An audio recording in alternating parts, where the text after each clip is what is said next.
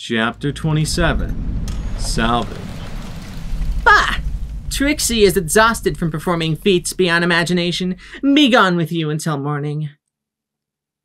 The halls of 99 echoed around me with the screams of a dying stable as I lay in the center of the atrium. 1,000 years seemed to pass, the walls rusting before my eyes, the bodies moldering, liquefying, black fungus spreading from their corpses as a metal pitted and corroded. Acidic water hissed and bubbled in pools that slowly ate their way through the floor and covered the walls in a caustic sheen. Through it all, I lay there, not dead. I didn't get that blessing. I couldn't move, didn't want to move. I simply listened to the dripping, the hissing, the groaning of stressed metal, the clatter of breaking glass or tumbling ceramics. The pressure forced the burning chemical I'd unleashed into every pore of my body like countless fiery razors. Still, I lived. I didn't deserve to die. That was for better ponies. Like my friends. I wasn't alone, though. Not alone. He was here, too, with his hat and watery pale eyes. He hadn't come for me. He wouldn't take me. I'd broken. But I still wasn't gone. I just wanted to die, move into the ever after, become whatever ponies became when life was over and done with. But he wouldn't take me. My stable, my mother, my friends, but not me. Is this hell? I whispered. If so, does that make me the devil? He asked in return. There was nothing to say as the pressure built more and more. Nothing to do but wait, lie there for another 1,000 years. I dropped like a rag doll to the level below as the floor rotted out beneath me, and the level below that, and the next. Then finally, I landed in the liquefied remains of Stable 99. Only the pitted, feces-colored metal shell of the stable remained, the armor keeping the wasteland out and the poison in. Submerged talisman still bubbled, still faithfully pumping out more and more of the gas. The dealer sat on a long, jagged spur of metal resembling a severed gray wing. That vast shell groaned and creaked above me, beneath me, within me. From far above, a massive stable door, sealed by centuries of corrosion, gave. A hurricane wind blasted the rubble-choked tunnel beyond clear. A shriek like the screams of so long ago. The wind slackened and died. With one final bending, breaking, tearing cry, that armored shell gave way, and the hilltop collapsed inward as if under the hoof of an angry goddess. Finally, I thought, annihilated with a smile. She's waking up! Sedate her! Some mare cried distantly. We did! She's not responding to the medics! Another answered. Distant, blurry lights entered my vision, and pain. But I was used to pain by now. I reached for that blur, pushing through the darkness. If I was alive, then Glory might be as well. All my friends might still be alive. I couldn't lie here and do nothing. A wave pushed me back towards the black, but I refused to succumb. Sweet Celestia, she's still waking up! Bluebell! I already cast it again, the mare panted breathlessly. It's not working! I could see faces now. Bloody faces in paper masks. Unicorns. They had scalpels and little bloody scissors hovering over me. My chest and gut burned as I pulled together my focus. One unicorn's horn flashed, trying to push me back into Stable 99. I fought that urge to sleep, to dream. I'd kill them all. Teal eyes widened in shock as I started to pull back into them, pulling together a bullet spell as I slowly sat upright. Well, I choked around a tube in my mouth, my horn glowing white as I readied a shot right at her head. Then hooves grabbed my shoulders and forced me back down. I saw bucks in filthy white coats, stained and spotted in blood. Glory! I rasped around the tube. Glory! I shouted, then choked. Get a memory orb! The unicorn mare ordered as I struggled. I felt something inside me tear, but I ignored it. It didn't matter how much I hurt now. I had to get free. I had to save my friends. Security, calm down! We're trying to help you! A lie. They were Enclave, or Sanguine, or some pony that was going to sell me out. Betray me. My horn flashed as I struggled, and one of the bucks yelped as my bullets bit into his flank. Some pony blinded me with a rag across my eyes. I fired wildly, desperately. Another sedating surge washed through me like a blanket, the lethargy blurring away the rest of my senses. The glassy sphere was pressed to my horn, but I resisted. Fought. I had to get free. I had to help my friends. Glory. I had to help Glory. Come on, you stubborn idiot, the unicorn mare said, grinding the orb against my horn. Let me save you! Not me, you idiot. Help her! Her wing. Sweet goddesses, her wing. Please. I tried to fire another bullet, but my concentration slipped away. There was a spark. No, Glory. I had to find Glory and all my friends. Glory. I choked, feeling myself cut open and my organs exposed to the chilly air. Then my horn spasmed, and the connection was made. The world faded away. Glory. I didn't want to be in this mare. I wanted nothing to do with this place. I needed to find Glory and put her wing back on. I needed to find Rampage and discover what was inside her, to do something to help Lacuna recover from that horrible doll-like stare. But instead, I was stuck here. And worst of all, I felt 2 wings. I can't believe we get to go to the Grand Galloping Gala, Twist squealed. She was wearing a green dress which, despite the mint leaves around the collar, looks vaguely like forest camouflage. Oh, I get to wear the pretty dress and have the pretty mane, and look, my hooves are painted, she squealed as she danced in the sparkly ruby hooves in glee. Best night ever! I could only wonder how much brushing and blowing it had taken to get her curly mane to lay flat. I suspected that magic was employed. Famous last words, Vanity replied, smiling indulgently at the ladies and making Twist pout a little. The handsome buck wore a pristine white dress uniform. If your night is pleasant, then consider yourself fortunate. The gala has a well-deserved reputation for driving mares to drink. Do we all have to attend? Psalm asked softly, shuffling and fidgeting in a deep midnight blue dress decorated with shiny enchanted flecks of sapphire. Her white mane obscured her face as she looked worriedly out the door, chewing softly on the end of a lock. Twist sighed and brushed it out of her mouth, making the delicate black unicorn blush slightly. The princess herself is decorating us, so the answer is probably yes, Jetstream said as she stood before the mirror and carefully nudged her dark hair into place with a brush. The orange and gold dress made her look like she was on fire, a bit too garish for my... What was I thinking? Why did I give a fuck about her dress right now when Glory needed me? Besides, when had I ever worn a big, frilly party dress? The blue Pegasus grinned over at Big Macintosh and Apple Snack standing calmly in crisp, pressed uniforms. Besides, half her boys are escorts of the ministry mares. It's not like they can just skip out.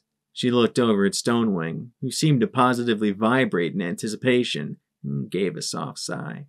I can't believe you set me up with your sister. She's gonna hate me, Apple Snack muttered as he brushed his shaggy tan mane aside. Couldn't you have been your sister's escort? He asked the big red buck with a frown, but Big Macintosh just gave an easy chuckle. Nope.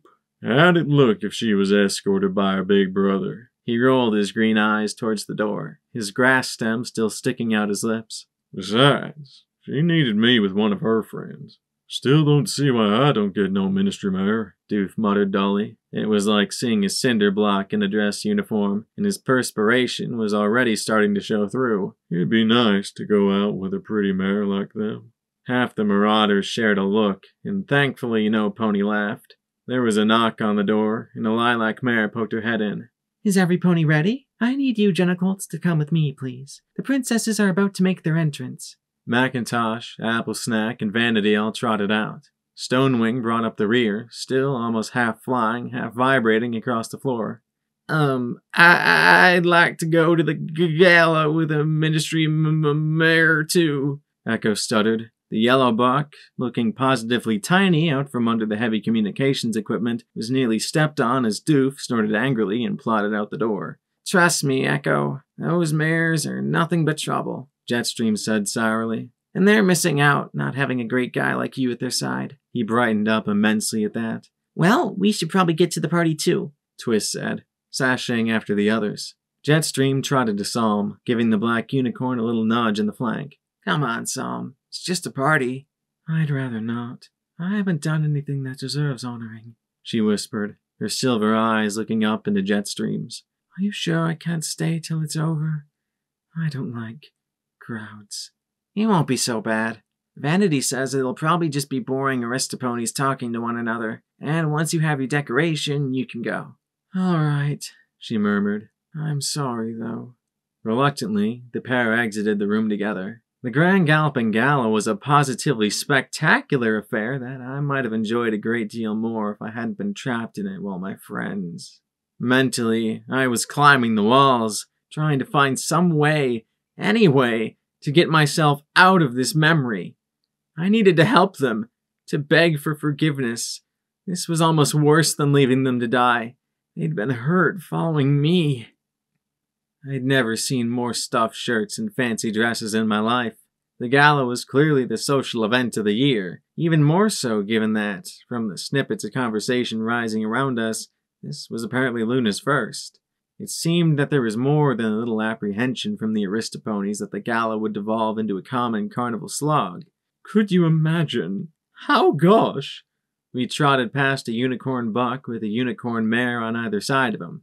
I wished I could plunge a sword into his heart and save 2 lives and 1 soul. How dare she pick him over me? I'm the eldest! It should have been me! He muttered to the bored-looking mares to either side of him. Trumpets blared and formal processional music began to play. Twilight Sparkle entered in a splendid gown of purple and swirling silver galaxies. Macintosh trotted at her side, his eyes steady and his lips curled in that casual, confident smile. They approached the wide central throne dais. Applejack, dressed in surprisingly normal business-like attire, entered alongside Applesnack, the former doing her best to smile as casually as her brother, while the latter did his best not to be sick. From the doorway flew in Rainbow Dash in a dress that could almost pass for a uniform, a grinning Stonewing beside her. There was some applause and cheering from the crowd, which the Ministry Mare obviously relished. Jetstream gave a little sigh. Pinkie Pie bounced in on her hooves with an escort on either side. The buck and the mare were decorated as formally as 2 clowns could possibly dress, but the rainbow wig still killed it. Then I was astonished to see Fluttershy enter in a simple white gown decorated with pearls and rubies. The design was vaguely reminiscent of a nurse's uniform. At her side, walking with pain evident on his face, was the scarred Goldenblood. More than once he broke stride, coughing for breath, as she waited patiently with a concerned and tender expression. Of course, that was how she always looked. Rarity and Vanity entered with a fanfare, and almost every pony save one gave a collective gasp of approval at her exquisite gown. The only pony who didn't share their approval ground his teeth furiously behind Jetstream. Vanity, a familiar sword belted at his side, somehow made the white dress uniform even more splendid. For a few seconds, he gazed straight at Jetstream, and I knew that he would rather have had her by his side than the magnificent unicorn mare. Every noble muttered in complete approval, for here were 2 equines that embodied the image of all that was good in the noble lineage. Truly, there were no finer nor more lovely ponies in all the world. Or were there? The lights dimmed as a great glowing orb and a shining silver sphere drifted from on high to land side by side at the entrance. Celestia looked as she always had, perhaps a little more tired and wan, but glorious as ever. Beside her, looking young and vibrant and confident, stood Luna, and side by side, the princesses watched through a procession struck dumb with adoration. There was Rarity at her finest. And then there was this. Together, they moved with utmost dignity as every pony in attendance bowed before them. Not out of fear, but out of love and respect. They were Celestia and Luna. There was no other like them in the world. When they mounted the dais, Celestia gave a formal bow to her sister and then moved to the far right of the stage. Clearly, this was Luna's show, and Celestia refused to upstage it. Twilight Sparkle stood at Luna's right, giving concerned looks at the former monarch. Golden Blood looked as if he was struggling to stand, supported by Fluttershy at his side. I was no expert, but it didn't look like an act. Luna gave him one concerned glance, then looked across the gathered masses of Equestria's finest. She took a slow, deep breath, and when she spoke, it wasn't in some blasting clarion, but with a strange projection, as if she was talking to me, and me alone. Ponies of Equestria, for 12 long years we have struggled. We have sacrificed. We have toiled against an enemy without reason or remorse. And, despite our pain and hardships, we have risen to these challenges with determination and vigor that would make the stars themselves tremble in awe. And as she spoke, the volume slowly rose, as if the castle itself were speaking to us. Regardless of the troubles we have faced on these long and uncertain nights, today we take comfort in our traditions and celebrate our dignity, our unity, and our strength. Therefore, it is with humility and thanks that your princess welcomes you to this most glorious of nights, and declares, "Let the grand galloping gala commence!" And with that word, it felt as though Equestria itself was giving the speech, and the crowd broke into cheers. With a gleeful squeal, Pinkie Pie rushed to a bell pull dangling nearby. A gong resounded, and suddenly velvet drapes were yanked up to reveal dozens of clowns, acrobats, jugglers, tumblers, and singers. A cascade of fireworks exploded outside with such energy that, for a moment, it seemed like day had returned. Streamers descended like rain, and a cloud of countless balloons rose from cleverly hidden boxes about the throne room. The stunned Aristopony suddenly found themselves swept up in a party 2 short steps removed from a riot. Jetstream, Psalm, and Echo made their way down the stairs into the dais where the princesses, the ministry mayors, and the other marauders were meeting with a few other select individuals. "A bit much, wouldn't you say, Pinkie Pie?" Rarity observed as a pie-juggling pony in a loud checkered suit rolled by on top of a large ball. "What do you mean? I just made the gala what it should have been. Ponies playing, ponies dancing." She flooded her eyes at the unicorn with a cheeky grin. "Would you rather it be like the first time?" Rarity took one look at Bluebud, watching sullenly, and shuddered. "I'd rather not." "Excellent speech, sister. I'm glad you modified the traditional Canterlot voice," Celestia said with a fond smile. "I never found much use for it." "You used it for 263 years, Golden Blood rasped, sitting with his eyes closed while Fluttershy held a hoof to his brow. "You should be back in bed. You're still not well," the yellow mare fussed softly. "Oh, I should last another hour or so," he said as he looked at Rarity. "Wouldn't you say?" "Well, it would get their attention elsewhere," Rarity said with a small, worried frown. "But only if you're sure." "I'd hate to cause a spectacle," he rasped, coughing into a handkerchief.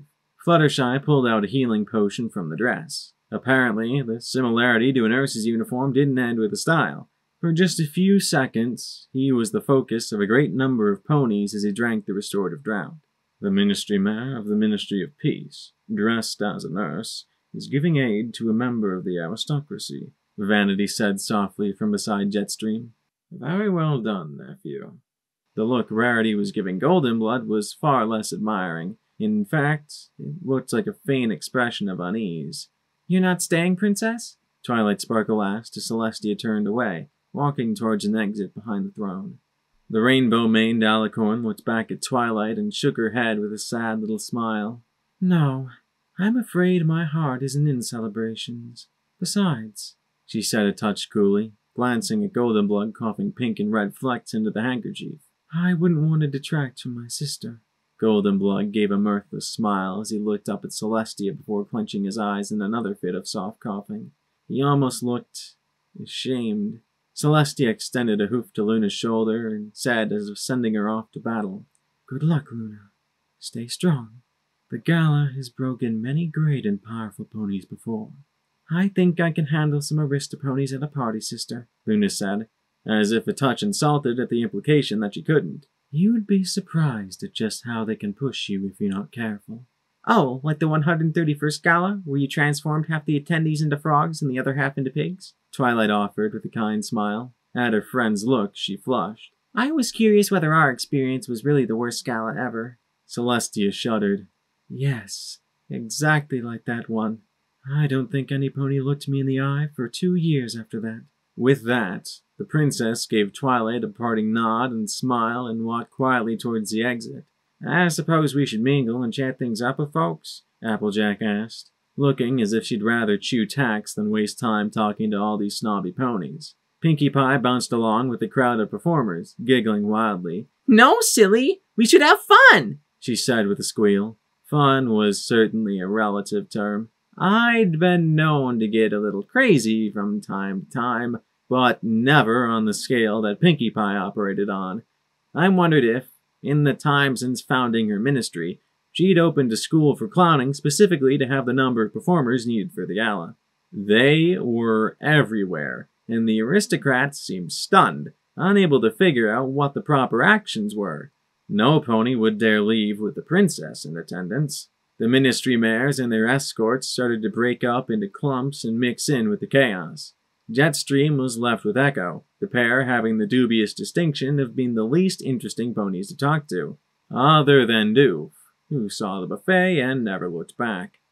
I'm telling you, they're all a bunch of lying, cheating, no-good snakes, the whole lot of them, Applejack complained bitterly to a knot of aristocrats, and one mime doing her best to imitate Applejack's scornful looks and motions behind her back as we passed.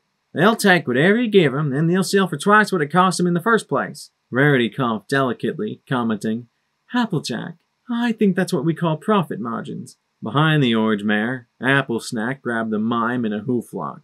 Really? It's what I'm calling profiteering. Greedy shenanigans. I'm trying to keep 'em honest by putting some kin in charge and seeing if that helps straighten 'em up. I got no complaints if they make a bid or two, but they ain't gonna get away with what they done before. Applejack said with a firm stomp that coincided perfectly with Applesnack punting the mime clear over the crowd. Well, surely there must be some you can work with. You're putting Brayburn in charge of iron-shod firearms, Rarity said with clear concern. Applejack gave a sheepish smile. Rarity? Not sure you noticed, but Brayburn's got a few tumbleweeds in his acre. The white unicorn nodded thoughtfully. Yes. He does seem a bit distracted at times. And he's family. The rest of 'em, Hippocampus, Flash, Boom, I walk into a room and it's like they're just nodding and wait for me to leave so they can continue their shenanigans. I feel like I'm false-hitting.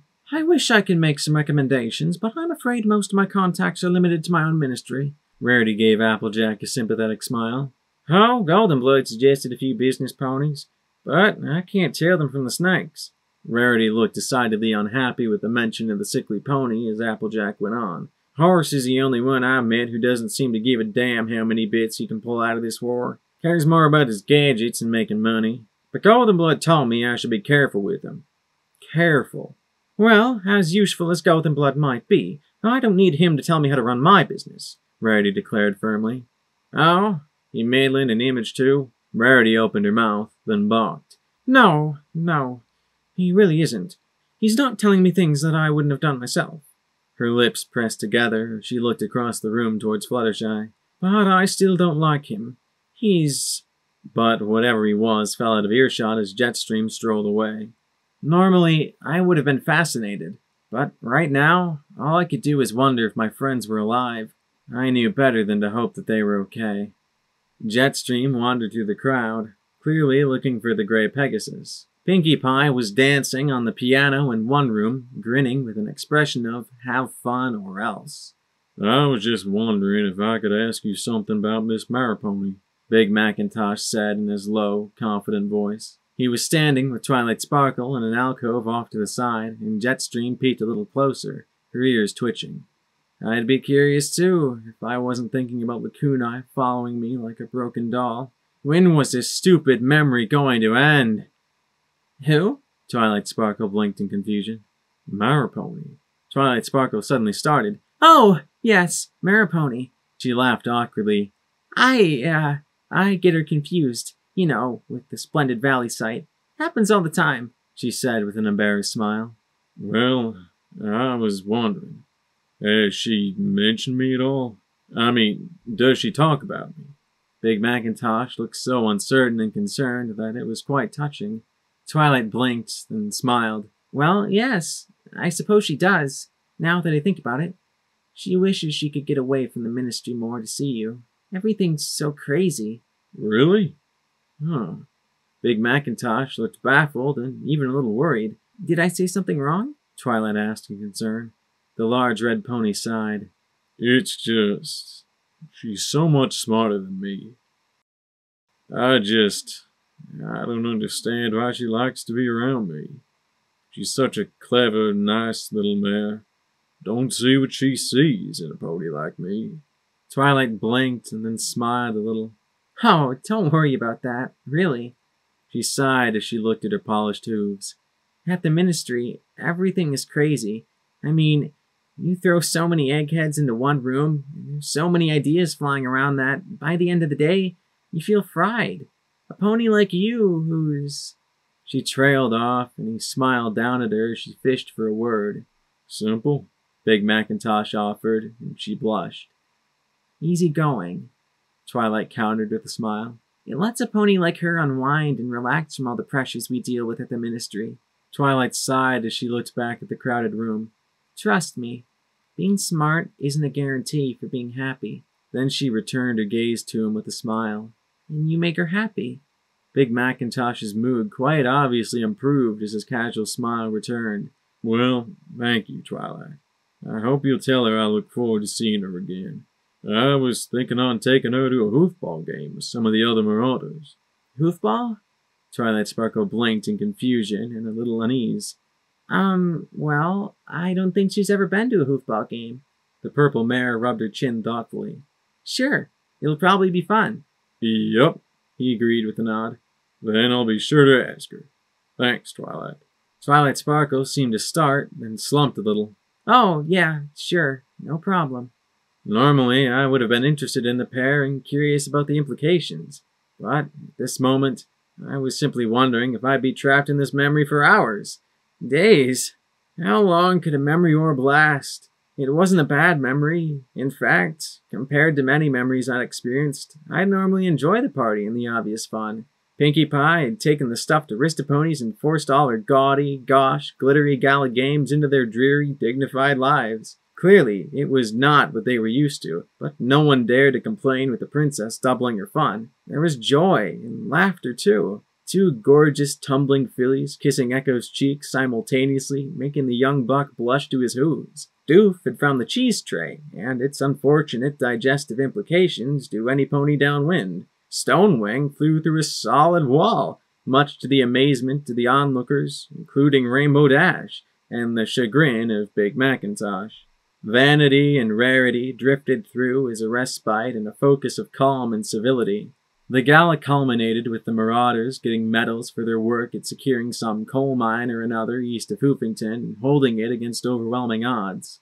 Finally, the party started to wind down, and Jetstream heard a mare cry out, "Help! Someone, please, help!" My host took to the air and swooped down the hall like a comet. She found Fluttershy in an alcove with a collapsed, coughing and rasping Golden Blood. She was pressing a hoof to his throat. "Your heartbeat is irregular and very weak. We need to get you to the hospital." She looked at Jetstream. "Get Twilight. She can teleport him. Or maybe Rainbow Dash can fly him there. He's not heavy." "On my way," Jetstream said at once, readying her wings. Stop! Golden Blood gasped as Jetstream turned to follow Fluttershy's instructions. The blue mare rose, looking back at him as he struggled to rise. He coughed again, blood speckling his uniform. Please, stop. I'll be fine. "You will not be fine! Your heart is failing!" Fluttershy insisted, but he raised a hoof to her mouth, silencing her. My heart has been failing for years. I'll be fine, he said in wet, laborious tones. Just another hour, then Luna will have retired, and the important ponies will have gone home. He spasmed and hugged his scarred chest, wet coughs rasping softly in his torso. Everything must go perfectly tonight, right, to the end. But why? Fluttershy asked in concern, brushing his sweaty golden mane from his scarred forehead. Where the nobles go, the people follow. Luna is changing things. They have to accept her, accept the ministries, support both, he said in short, breathless gasps. Confidence in Luna is all that matters now. If the nobles believe, the people believe, and they will fight for her, because they will believe in her. He panted as she held him closely.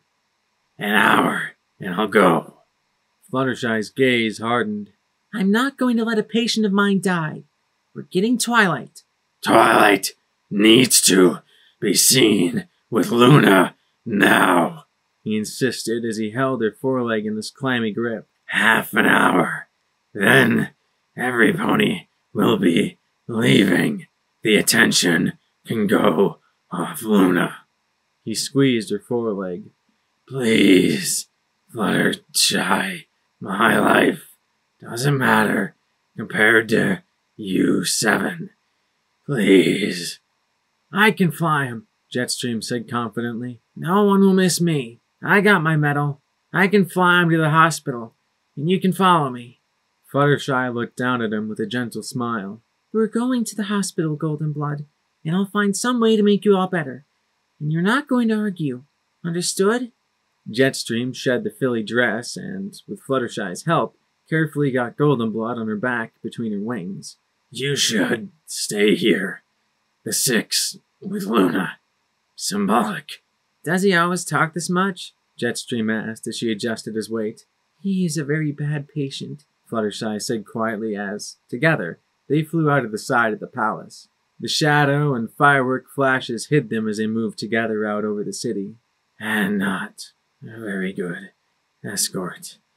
I'm sorry, Golden Blood murmured with alarming weakness between gasps as they flew into the night amid fireworks and sparklers. That's okay. I'm not very good with big parties anyway, Fluttershy replied as she flew close beside him. But I'll take care of you, Golden. I'll take care of you.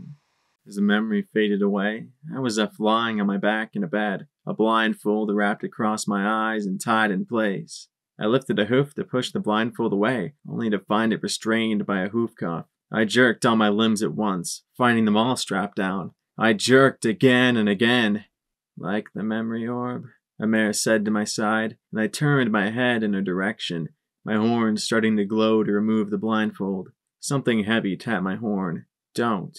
You hurt 2 of my nurses.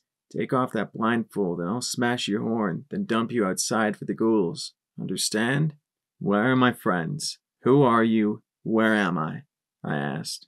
If this was the Enclave, then I was going to take them all apart or die trying. The mayor sighed. Your friends are alive. Some of them are still in serious condition. My name is Dr. Triage.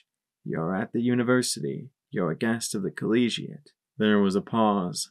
I'm going to remove your blindfold. Please stay calm. We almost killed you trying to sedate you earlier. I felt the blindfold slowly tugged away.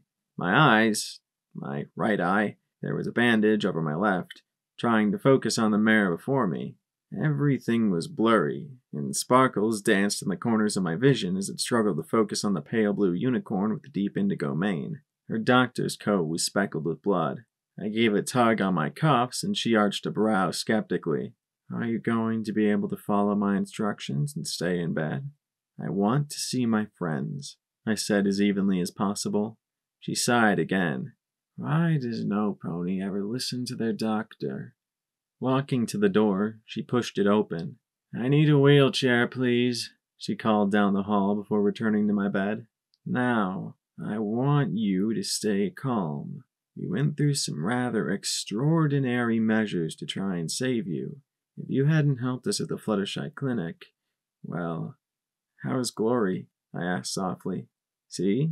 Look at me, being a picture of calm. She's stable and in better shape than you are. You have severe biomagical contamination. The damage is extensive. We had to place you in the autonomous healing booth just to stabilize you long enough for surgery to remove the necrotic tissue and put you back in for a second run. Be glad the professor likes you. I don't recall her allowing any pony 2 trips through the tube before. She lifted a key with her magic. I'm telling you all this because it took nearly 6 hours to put you back together. I don't want you to ruin all that work with an overdose of stupid. One by one, she removed the cuffs. I need to see my friends. Now, I said resolutely as I slowly rolled out of bed and onto the floor.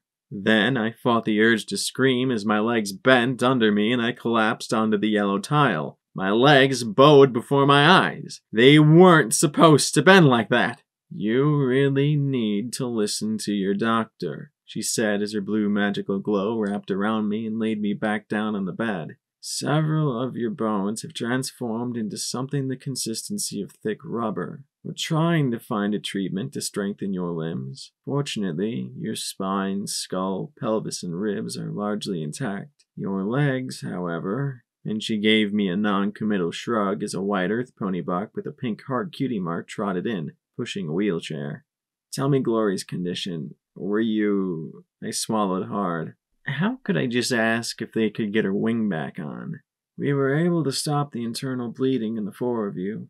The alicorn, well, I won't hazard a guess as to her physiology. Rampage recovered on her own.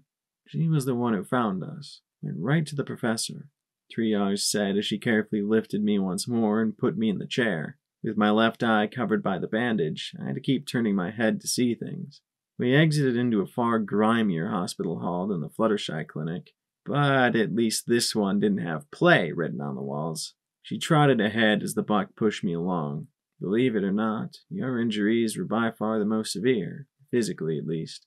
Blackjack! Rampage shouted, rushing down the hall and shoving aside any pony who got in her path like a filly avalanche. She slid on the tiles, and only Triage's magic stopped her from slamming into me. How are you? They said you were stable, but, how are you? She asked, her eyes huge and round. She put her weight on my knee, and I gritted my teeth as I felt it bend. She jerked her legs back, and the expression on her face somehow made the sensation even worse. I'm fine. We're going to check on Glory, I said as I brushed her mane. From the horrified look on her face, my heart began to thud limply in my chest. What happened, Rampage? I don't know. I don't remember anything after we went down those stairs. When I came to, we were on an elevator that opened up at a construction site near the university. I came straight here for help. She was very insistent, Triage said softly as she trotted ahead of us. I think she saw a personal, unending, and eternal war of annihilation if we didn't help you right away. Fortunately, the professor agreed.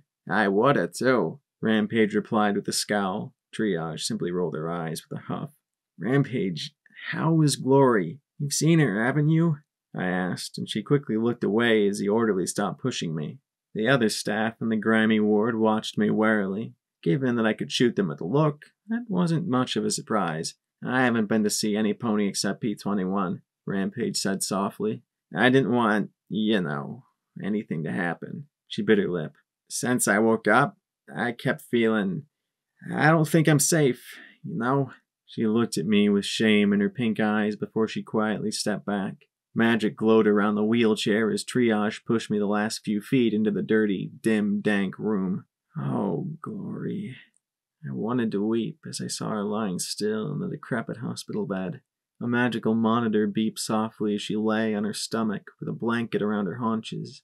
One gray wing lay slack at her side. The other wasn't.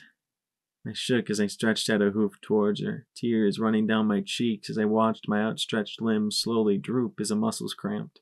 I hugged my leg to my chest as I looked at her, unconscious. You couldn't save her wing?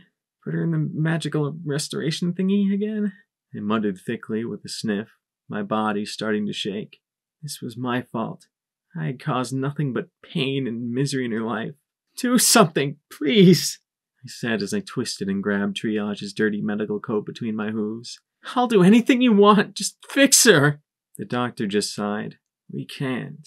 When her wing was separated from her body, putrefaction began immediately. All that reached the top of the lift was bone, dead meat, and feathers. Give her Hydra, something, I begged, gritting my teeth as I felt my forelimbs bend. I can't leave her like this. Triage grunted in annoyed resignation. Even if it could work, the amount of Hydra we'd have to use would probably induce such massive amounts of taint contamination that she'd be dead anyway, just like you, she said as she lifted a clipboard. Contamination? Me? I haven't seen taint corruption like yours in a long time. You should have seen your heart. We removed at least a half-dozen tumors in your lungs and lymphatic systems. I can't even begin to guess what it's doing to your skeletal structure. She poked me in the chest with the clipboard. You know what? Forget your bones, she said as her lips curled in an angry smirk. I can't even begin to guess how it fucked with your brain. My brain, I muttered dully, receiving a look like I'd just proven her argument. The brain's an organ, and your organs are fucked. I'm having trouble finding biological systems that aren't compromised on some level. Muscles, epidermis. Looks like your reproductive bits got lucky. That's about it, though, she said as she looked at the clipboard. You know, a rare few might get exposed to taint and get some decent benefit from it, like regeneration or the like, but most, like you, just die. Normally, I wouldn't give a damn, but I spent a lot of time, energy, and good chems trying to piece you back together. The very least you can do is try to pretend like you're going to try and keep that hulk of meat you call a body in something vaguely resembling working condition. You don't get it, I said softly as I stared at Glory's unconscious form. This isn't my fault. Going through the tunnels was my idea. I caused her wings. Her wings. I might as well have lit her on fire and called it a day. I have to make this right. You have to take care of yourself. You've got 6 months to live. Maybe a year. We removed the most blatant taint tumors, but there are others inside you, and I silenced her with a hard shake. Don't you understand, Doctor? I don't matter. All that matters is helping my friends. I die in a year, so what? Glory will have to spend the rest of her life stuck on the ground because I took a tunnel and she followed me in. I clenched my eyes shut, trying to control my shaking. I have to help her fly again. Tell me there's a way. Triage staggered back at her reach, and I tumbled right out of the chair and sprawled on my face. Incredible. I've heard DJ Pone3 talk about you, but I never thought it could possibly be true, she said as I tried to get my limbs under me. Triage lifted my chin with her hoof and stared into my eye with wonder. How the fuck aren't you dead yet? Her tone was one of marvel and sick disgust. You're telling me that you seriously, sincerely don't give a damn about yourself? That you're willing to die and rot so long as you're helping others?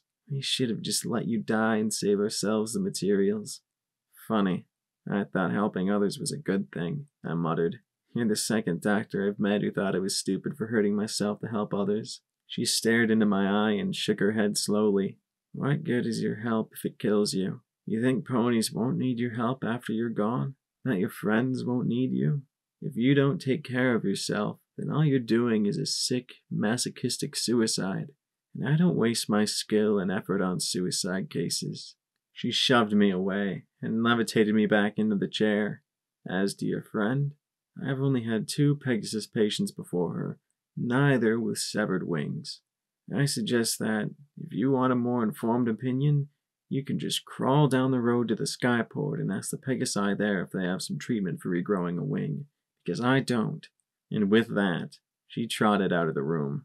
I sat there for the longest time, using my magic to nudge myself closer to the bed. I reached out, gently stroking her choppy amethyst mane, as I dreaded when she'd finally wake. It was growing out quite fast. Pretty soon, it'd be thick enough for her to hide behind again. A soft clearing of the throat made me look over at P21. Rampage was curled up outside the door, looking as lost as I felt. Hey, he said softly. Hey yourself. He looked wary, scared, worried for me. But I also noticed something else. He wasn't limping anymore. I looked back and saw the brace was gone from his rear leg. They fixed it? Apparently, that regeneration booth is some heavy-duty magic. Removed the scarring. I finally feel like I can walk without my leg falling off. Which is good, because that innovation almost fused my entire leg, he said with a mirthless smile. Scotch tape and the kunai are in a bad way. Scotch tape had some major internal bleeding. I think being younger, she was more susceptible to the magical fields. She's not talking to any pony. And the kunai just stands there. She'll follow if you lead her, but that's about it. I closed my eyes. I didn't know how I could possibly help them, but I had to. I had to help them all. At least you're still with me, I said with a smile as I reached over to nudge his shoulder with my limp limb. But his sad smile melted away as he looked off to the side with a worried frown. What? What is it? His blue eyes looked away at the wall, the door, Glory, anything that wasn't me. I'm not sure if I can keep doing this, Blackjack. I don't know why we keep throwing ourselves into harm's way over and over again. 99 is done. Throw EC 1101 in the river, down that shaft or something, and let's go back to chapel and have some kind of life again with no monsters or killing. Just a quiet life for as long as we can. He closed his eyes. Priest is there. Sakashi, the Crusaders, even Charity. He pressed his lips together and gave a snotty sniff. I found someone that makes me feel whole and complete, and I don't want to lose it again. I was down in that hole, and I was going to die. I was going to lose it all forever, and I almost let it happen. And if you keep on doing this, you will, I said softly, feeling as though my rotting, worthless heart had been ripped from my chest and only a void remained inside. I closed my eyes, feeling the ache. And what hurt the most was that he was right. I was cursed. I was like a walking ball of pain and misery, and every pony I encountered, good or bad, or otherwise, was smashed apart as I rolled along. I used to think that, if I kept my friends close, at least I could take the hurt myself, catch the bullets with my damn hide. But I couldn't do that anymore. I'd tried to be strong, but I wasn't strong enough. I'd tried to be tough, but I wasn't tough enough. Hell, I couldn't even take care of myself anymore. Well then, as soon as you're all feeling better, you should go, I said. Head back to chapel. You're smart and clever. They'll need you if they're going to build that place right. Take Glory and Scotch Tape with you.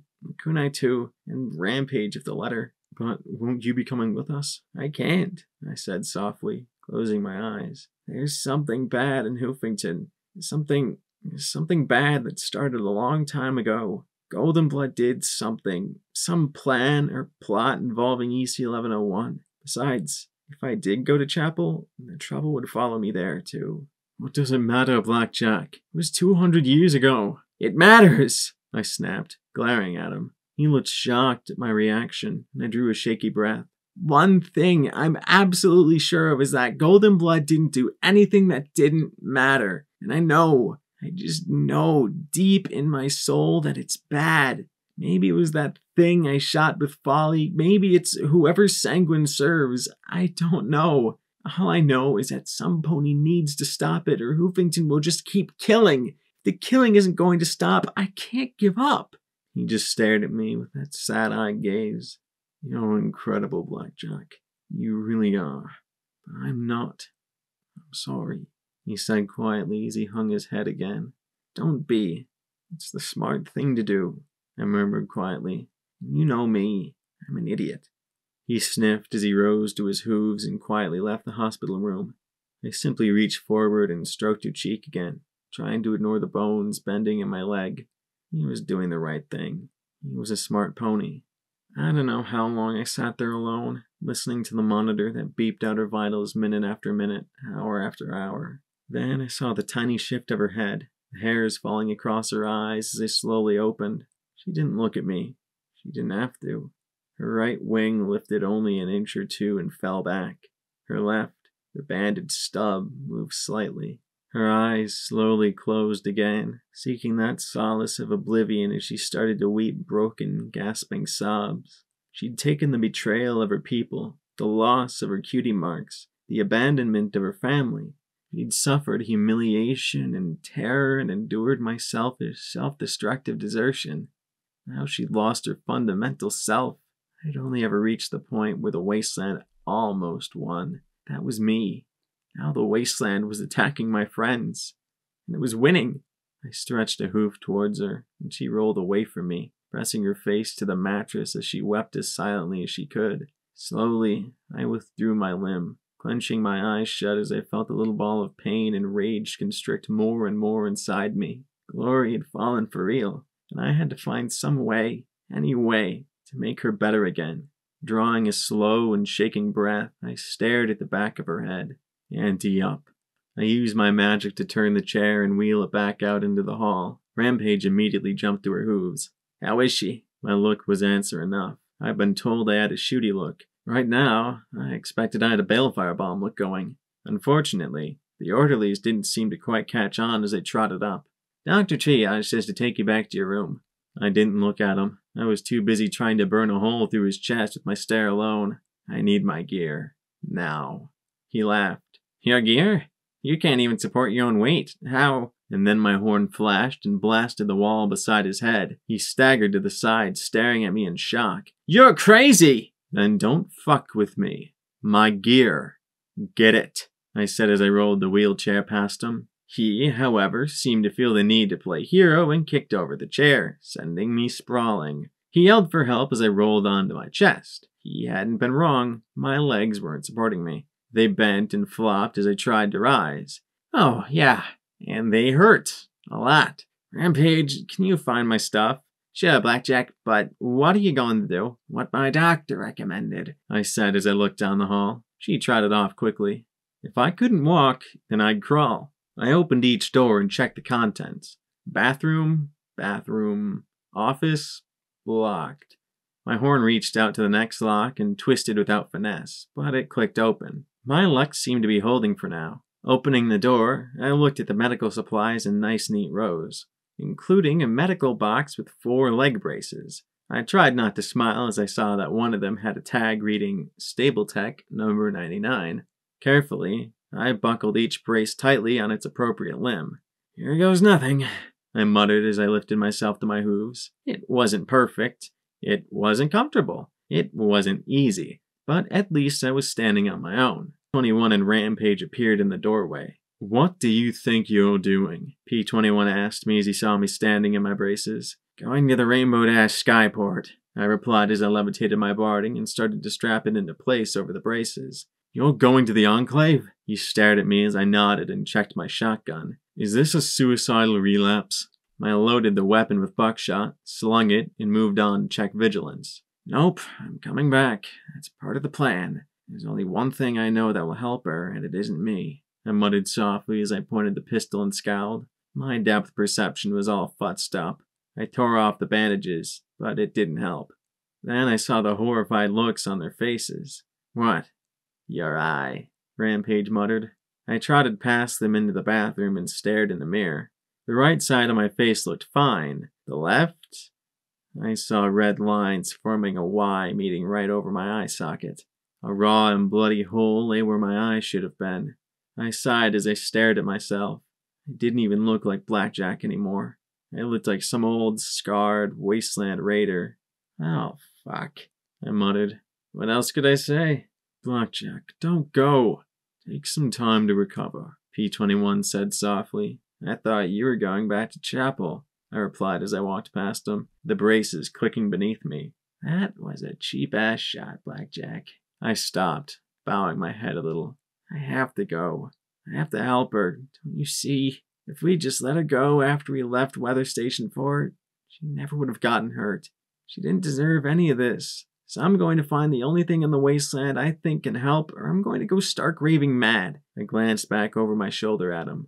I don't expect either of you to come with me. In fact, you should be going back to chapel. The further you are from me, the safer you'll be. Without another word, I left my friends behind, where they were safe. No pony tried to stop me on my way to the exit. I drew every look, though, as I stepped out into the foggy day. Great. As if Hoopington's normal drizzle wasn't bad enough.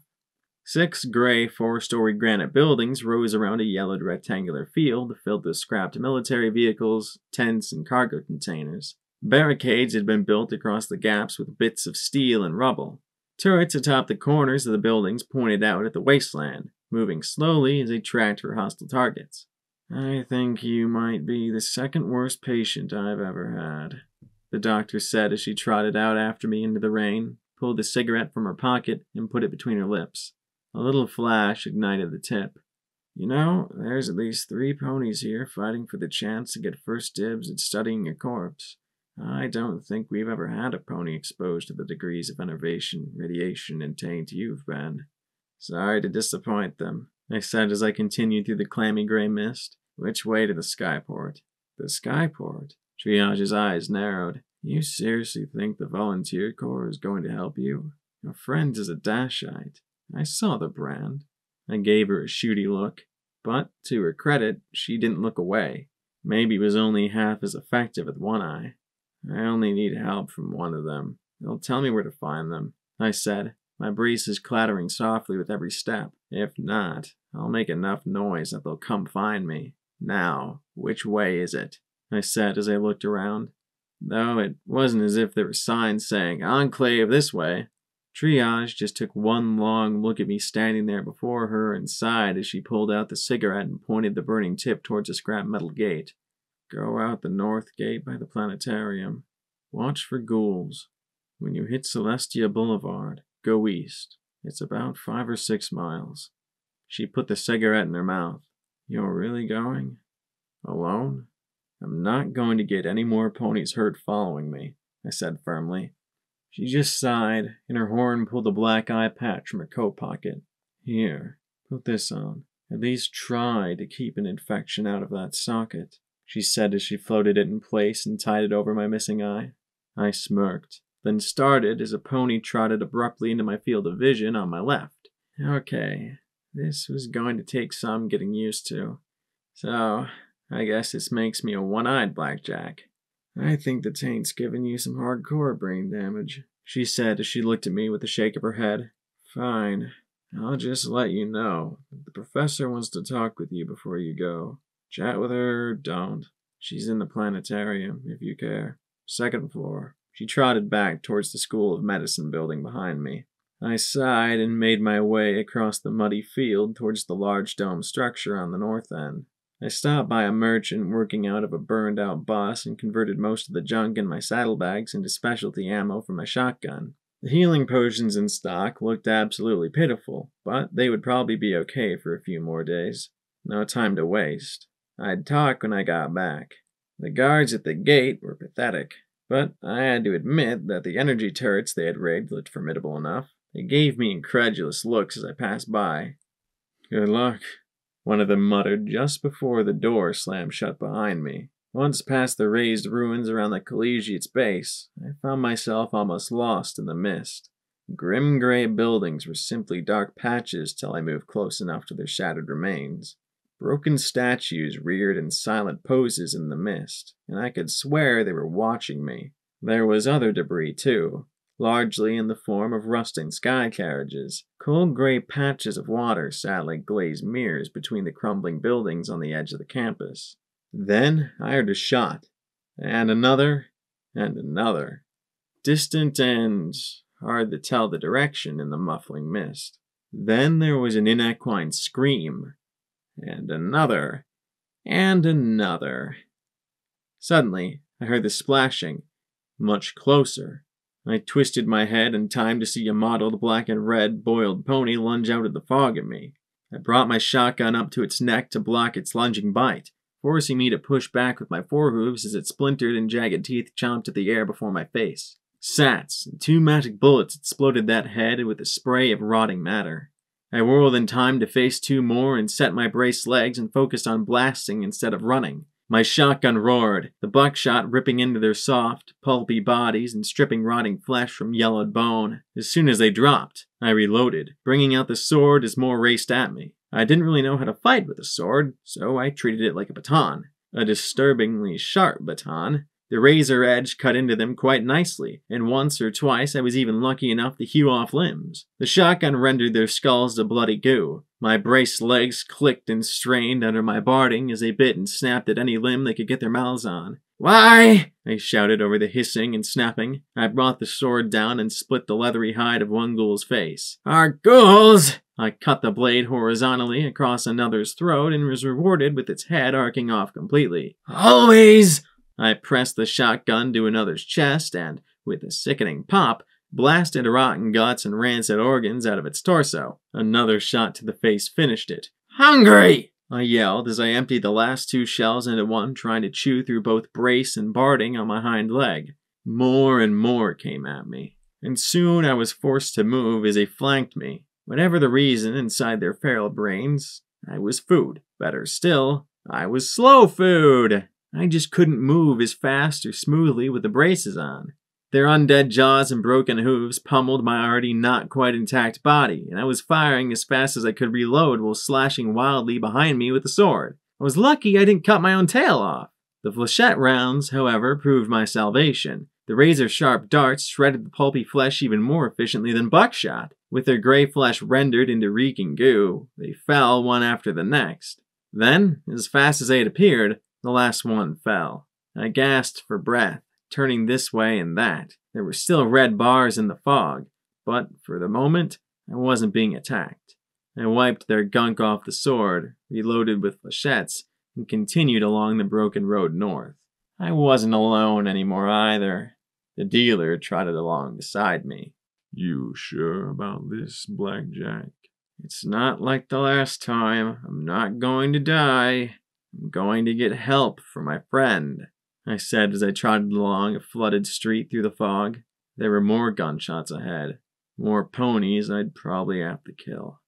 Alone? It's better this way. This way, the only pony who gets hurt is me. I have to walk it alone, I replied, feeling the hollow inside me. P21 knows it. He's the only one brave enough to admit it. For a while, he said nothing as we walked side by side. You ever think maybe you should just accept what really happened to her? I really wished I could shoot him. Really. Accept what?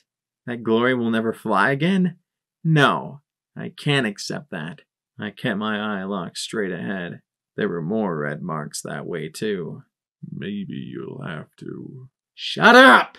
I screamed at him. What is the point of you? I'm fucked up enough in the head without having my stupid brain telling me what I already know. I've accepted that I'm the cunt that cost her everything. Now I'm gonna give something back to her. The only thing that I can give back to her. The gunshots were becoming louder. And then I came across them. 2 ponies trapped on a second-story ledge, accessible only by a thin ramp of debris. It was the only thing keeping them alive as a dozen or so ghouls slowly crawled up towards them. Their low-caliber rifle was barely adequate for rad roaches and bloat sprites, and feral ghouls. As soon as they got tired or ran out of bullets, they'd be ghoul chow. I didn't care. As I stared at the scene, I realized that I didn't care that they were going to die.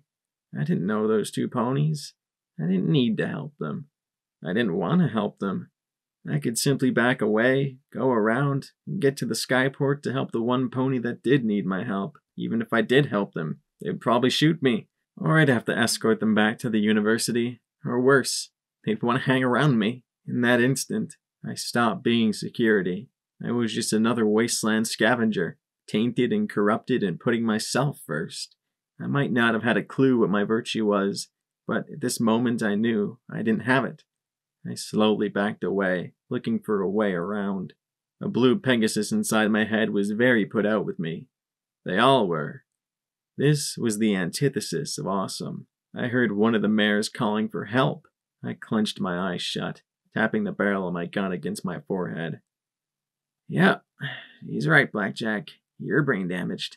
It's the only explanation. With a scream, I charged. Okay, trotted rapidly towards the massive ghouls, firing cones of razor-sharp metal into the wheeling, hissing creatures. A few of the glowing variety received SATS-guided magic rounds into their noggins. The rest of them were slowly abraded away by shotgun flechettes. The swinging blade kept them at bay as I reloaded and resumed tearing out chunk after chunk of dead pony flesh.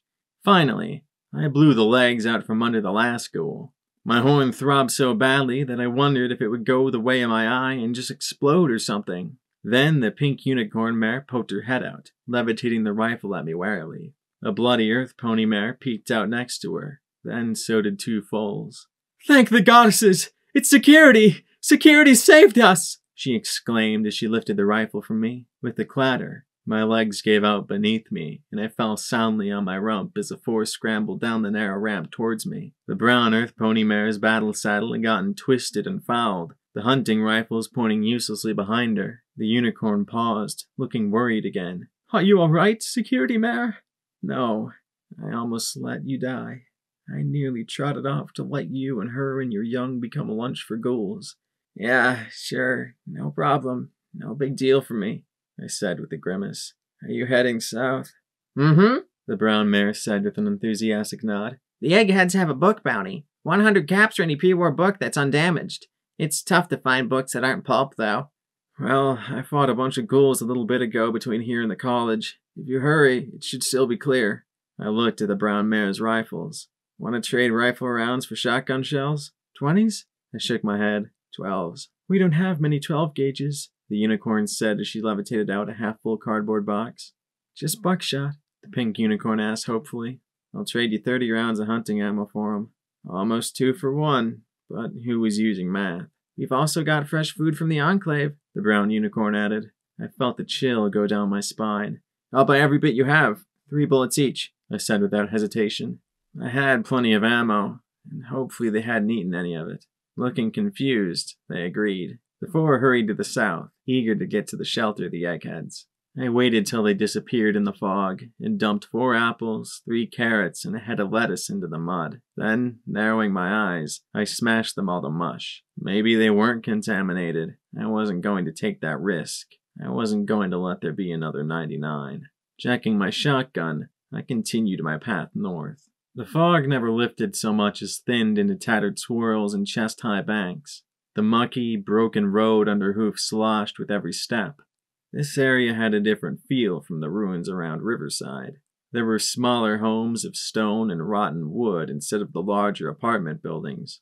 Upscale, but not nearly as opulent as Blue Blood Manor. This region hadn't suffered a direct hit from a bomb, but there was more than enough radiation in the water to prohibit long-term habitation.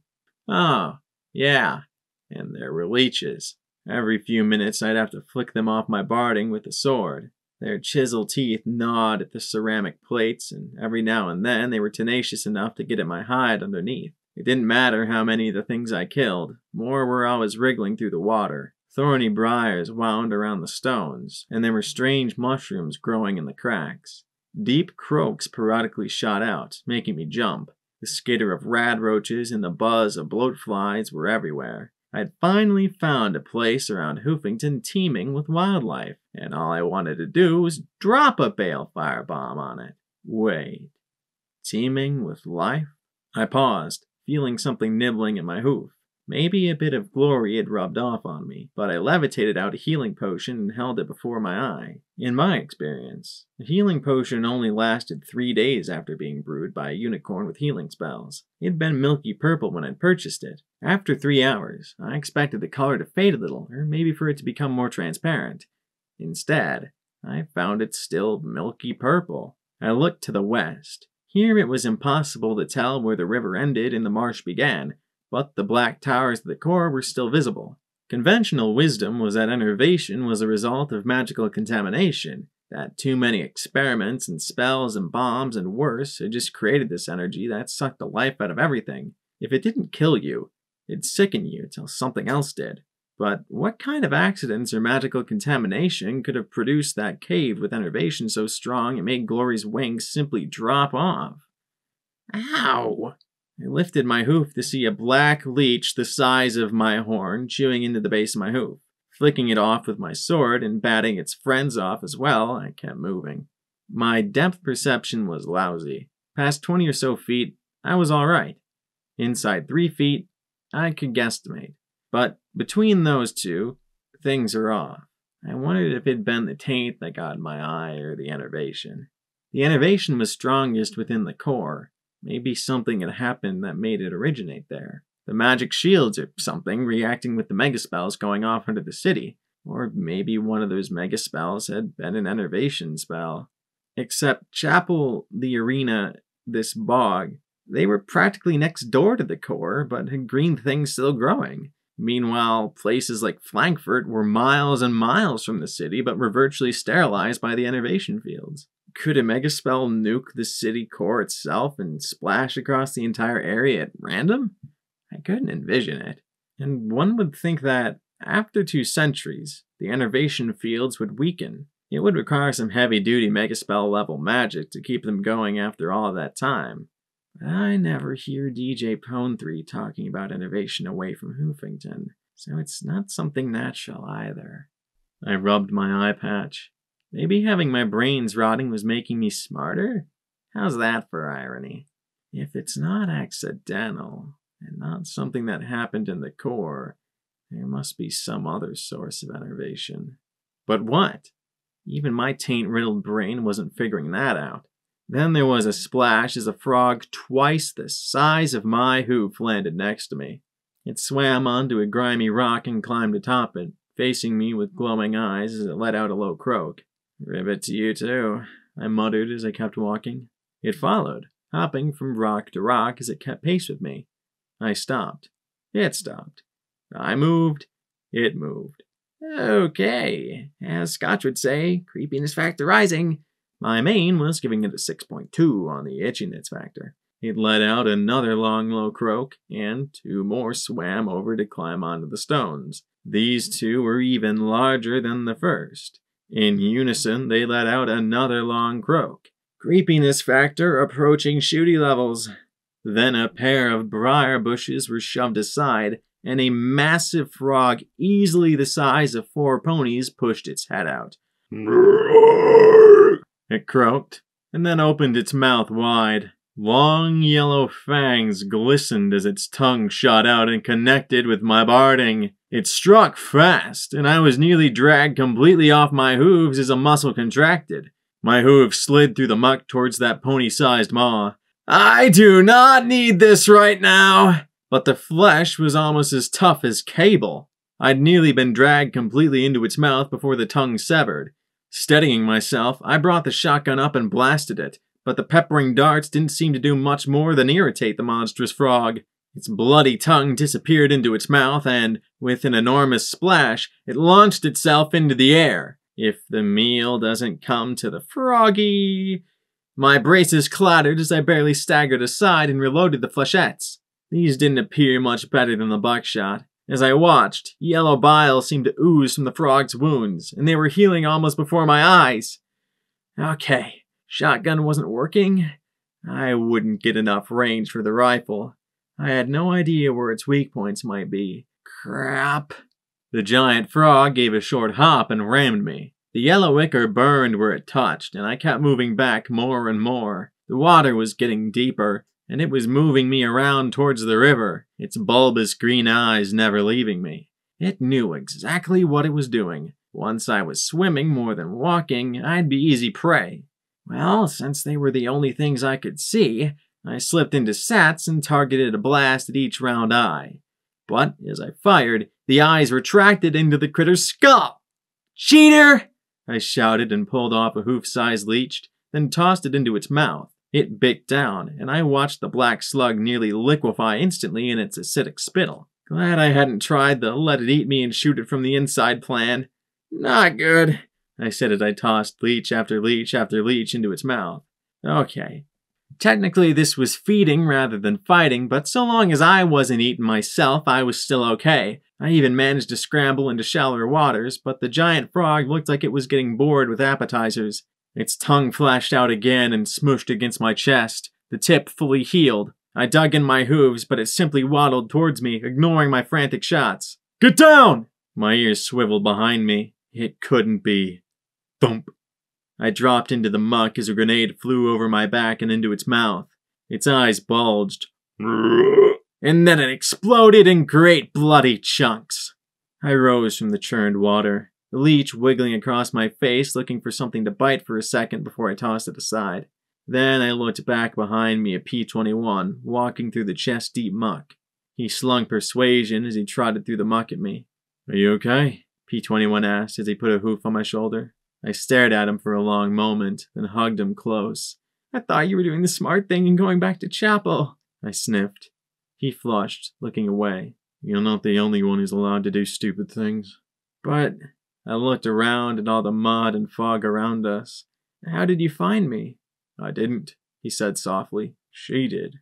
I looked back at Scotch tape rising from some rushes, looking at her pip-buck sheepishly. She looked shaky and scared, but tried to keep up a brave face. "Well, like you said, we're all messed up. I just didn't think you should be, messed up alone." I looked at the rest of the weeds and thorns. Is Rampage staying behind with Glory and the kunai? P-21 finished. Then he bowed his head as he pressed his lips together. Finally, he said softly, I'm sorry. I'm sorry I was weak. I stared at him, and some hateful, petty part of me wanted to rub it in. Hurt him. 4 little ponies went to work beating the living snot out of that shameful part of myself as I walked up to him and nudged his shoulder with a smile. You weren't weak. You were smart. Being around me will get you killed. We trotted back to Scotch. Any pony can die, Scotch Tape muttered as she looked at the murky water beneath her. Even Mom wasn't safe in the stable. But I led you into those tunnels. It's my fault. You led, Blackjack. We followed. You didn't make us do anything. He took a deep breath.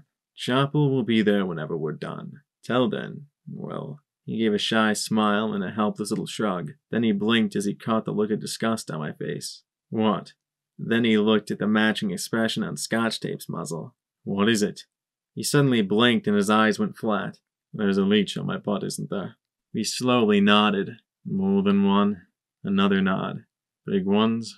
Uh-huh, Scotch said weakly. He looked back. A blood-curdling cry echoed through the mire. We have got to get you some decent barding, I muttered, launching a black bloodsucker into the mist. Once we had them all off his rear, Scotch Tape hopped onto his back and we continued north, passing by the corpse of the giant frog. A dozen smaller amphibians were already having a cannibalistic feast. Enjoy your lunch, I called out to them. Thanks. One of the larger ones croaked in reply. I think that all 3 of our manes stood on end before we raced away from the scene as fast as my clattering legs would carry me. So, that's the plan? P-21 said skeptically as we walked along the Celestia Boulevard. It's all I could come up with, I replied, keeping my eye on the long-ago looted shops and smashed cafes. We weren't quite clear of the bog or the fog banks. Scotch Tape blinked up at the mists. Why is it so foggy and rainy here at the same time? Probably the Enclave, I replied, glad it didn't obscure my EFS. I hadn't seen anything red in 15 minutes. It would make it harder for some pony to take pot shots as they fly in and out of the skyport, P-21 speculated. Also, no pony would be able to keep track of them. Yeah, but it's still depressing, Scotch Tape said, and then started as she pointed to the side. Some ponies over there! I looked at the blue bars. Relax, they're not hostile. Not yet, anyway. The bars belonged to 4 bedraggled mares and 1 buck.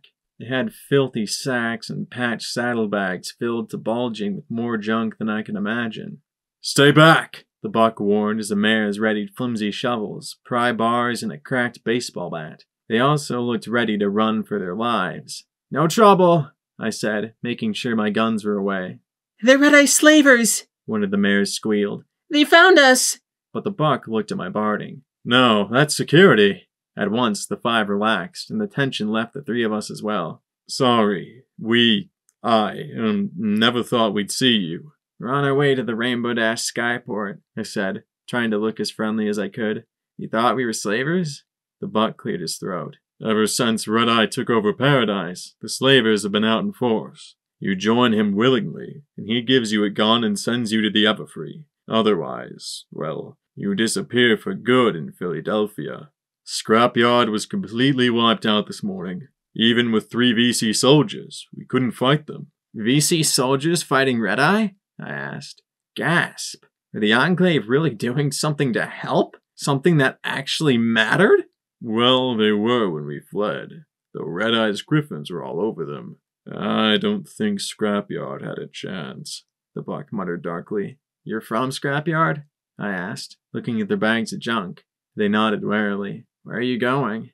The Pegasi trade food for ordinary junk, one of the mares said, sounding somewhat baffled. I squirmed inside, but seeing how slat-ribbed these 5 ponies were. Do a lot of ponies eat the Enclave food? P-21 asked. It's the only food if a pony wants to avoid taint. You can eat hoppers and leeches, but you'll be tainted in a few years, the mustard-colored buck said with clear distaste. Otherwise, it's preserved food or society food. P-21 nodded thoughtfully. With the taint in the water, any plants that live get contaminated. That eventually builds up in whatever eats the tainted matter. I sighed, remembering a lone dragon with the only hope to someday rid Equestria of that poison. Why does any pony actually live in Hoofington? This place is like a butt and butt sandwich with extra butt on the side. Scotch Tape groaned. I'd go back to Gutterville if I could, but not sure if it's still there. Red Eye, but still, better than here. One of the mares opined. I had to agree, though my home was currently saturated with chlorine gas. Food trade, medical aid, or other business? The bored Puce Pegasus asked from behind her counters as we shuffled through the Skyport gate. The huge rusting hulks of several massive skywagons formed an impenetrable wall along the remains of the chain-link fence. If it took 2 Pegasi to lift a Vertibok, then I imagined it would take teams of Pegasi to pull these from Manhattan to Hoofington. I thought that the fog would lighten up the closer to the Skyport we got, but everything here was shrouded in mist so thick that you couldn't see 20 feet in front of your nose. From the blue bars on my EFS, I could tell there was some pony overhead. It made my mane twitch. Food trade, each of the ponies from Scrapyard said in soft, respectful tones. And medical, please. The Puce Pegasus pressed her lips together tightly as she issued them each a green collar and a red collar.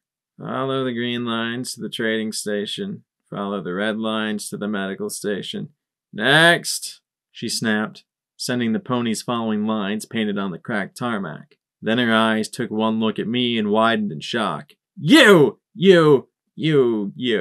I trotted to the counter, leaning against it, I staring into hers as she stammered. I trotted to the counter, leaning against it, I staring into hers as she stammered. Other business, I said with a grin. You can't be here. You're that terrorist, she said as she licked her lips. I could make out vague outlines in the mist atop the Skywagon hulks to either side of the gate. I'm not here to cause trouble, I said in an even, calm, civilized, not going to shoot you unless I have to voice. What are you here for, then? She asked, swallowing and looking at P-21 and Scotch Tape as if they were going to suddenly pull out death rays and start blowing things up at random. I'm looking for the pony in charge. If you'll tell me where to go, I'll get out of your mane and let you go back to boring everyday work. I smiled as comfortingly as possible. Okay, maybe there was just a little shootiness in my grin. She looked at 2 other mares, processing the visitors, then swallowed and pulled out 3 yellow collars. Please put these on. I glanced at P-21, levitated them over each of our heads, then smiled at her again. My cooperation seemed to disturb her even more. Sometimes you just couldn't please a paranoid Pegasus pony. This way, she said as she left the counter and followed a yellow path painted on the ground. I had to admit, it was an efficient way to manage ponies. Any pony on the wrong trail would get noticed right away. Thank you, P-21 said softly, but the Puce Pegasus mare jumped anyway. Come again? She asked in confusion. A Vertibok landed beside us in eerie silence, and Scotch Tape gaped at the missile pods and energy cannons. He glanced at me and Scotch. Thank you for helping these ponies, he elaborated. Oh, that? Her nervousness gave way to a little irritation. You're welcome, I guess.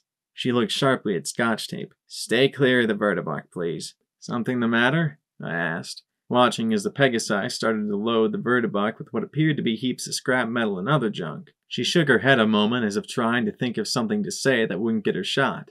Just not how I imagined it. Always hungry ponies. Always sick, dirty, smelly. A lot of them crazy or violent, she said, and swallowed. I just thought it'd be, I don't know, different. What did she expect? A nice, orderly stable meet? This is the wasteland, and this is the hoof. Worst of the worst. I almost got eaten by a giant frog just an hour ago. A frog! How crazy is that? And before that, I was nearly eaten by a mechanical abomination. She looked a little uncertain, and I gave a half smile. So, if there's any place in all the wasteland that needs your help, this is it. It's really appreciated. She brightened a little, and while she wasn't exactly friendly, she stopped twitching at my every move. The yellow line led to the terminal, and once inside, I felt my spirits lift immensely. That perpetual fog was gloomy, even for Hoofington. Once inside, I saw a number of terminals, monitors, and, of course, Pegasi of all colors flying around the large open-air building. Some pony had hung a huge banner across the Rainbow Dash part of Rainbow Dash Skyport that now read Thunderhead. A cloud split in half by a lightning bolt motif was on every crate and terminal. There were also flaws. Most of the ponies I saw looked tired, unwashed, and strained. Weapons were of poor quality, and every pony wore threadbare uniforms. There was a general feel of malaise and frustration in the air. I saw a grand total of 3 suits of power armor, and they were looking more like they were keeping an eye on the Pegasi than looking for trouble. More than a few looked almost afraid at the scorpion-tailed armored ponies standing above them with their beam rifles. I also wasn't much of an engineer, but the Thunderhead power armor looked fancier than the power armor of the Navarro Enclave. More little flashy bits, and the shinier finish made me wonder if their armor was newer. I had to admit, the disintegration rifles following me really made me wish they weren't nearly so fancy. The Puce Pegasus led me to an office door marked security. That made me smile. Lieutenant, that's, it's the, she glanced at me. Terrorist? That one who attacked Miramare. Terrorist. You blow up one vertibuck and suddenly every pony's convinced you're a complete monster, I muttered dryly. You did what? Scotch Tape and P21 asked in unison. Didn't I tell you about that? I blinked at their surprise. Then again, with everything I had to tell him earlier, I might have left that little detail out. They shot first, you know. I was merely defending myself, I said primly. Funny, didn't you geld a buck defending yourself? P21 asked. Scotch Tape gawked, covering her mouth with her hooves as she blushed and started giggling. I tried to maintain my dignified posture. That was different. I was drunk and singing. I got carried away. You do that a lot, the mayor said from within the office. The Puce mare stepped aside as I slowly trotted into the office. It couldn't be. The Navy mare behind the desk narrowed her eyes as she looked at me evenly. Sergeant Windwhisper, I greeted her. The Puce mare stammered her farewells and quickly stepped out, closing the door once we'd entered. Behind the sergeant flashed a dozen screens showing various sections of the skyport. I was disappointed not to see the pony I was after in any of them. It's lieutenant now. Though being a lieutenant in the volunteer corps is like being a captain of a Griffin Dung cleanup crew. After Miramare, a lateral transition was called for by my superior, she said as she glanced at P21 and Scotch. I don't see your Dashite friend. A report was filed that she was dead, but oddly enough, every report on your activities always has you in the company of a gray Dashite with a purple mane and matching eyes. You've been spying on me? After all that you've done? She laughed. Of course. I have a pony on staff whose job is to keep track of all 5 of you. You destroyed a vertibuck with an unknown weapon of frankly terrifying destructive power. I'd be an idiot not to keep track of you, she said as she stood and trotted to the fridge to get a small wire basket with 6 sparkle colas. Not an easy job, since our last report had you in chapel yesterday, and yet here you are. I'm dying to know how you and that Dashite traveled without being detected, she said as she passed out one to each of us.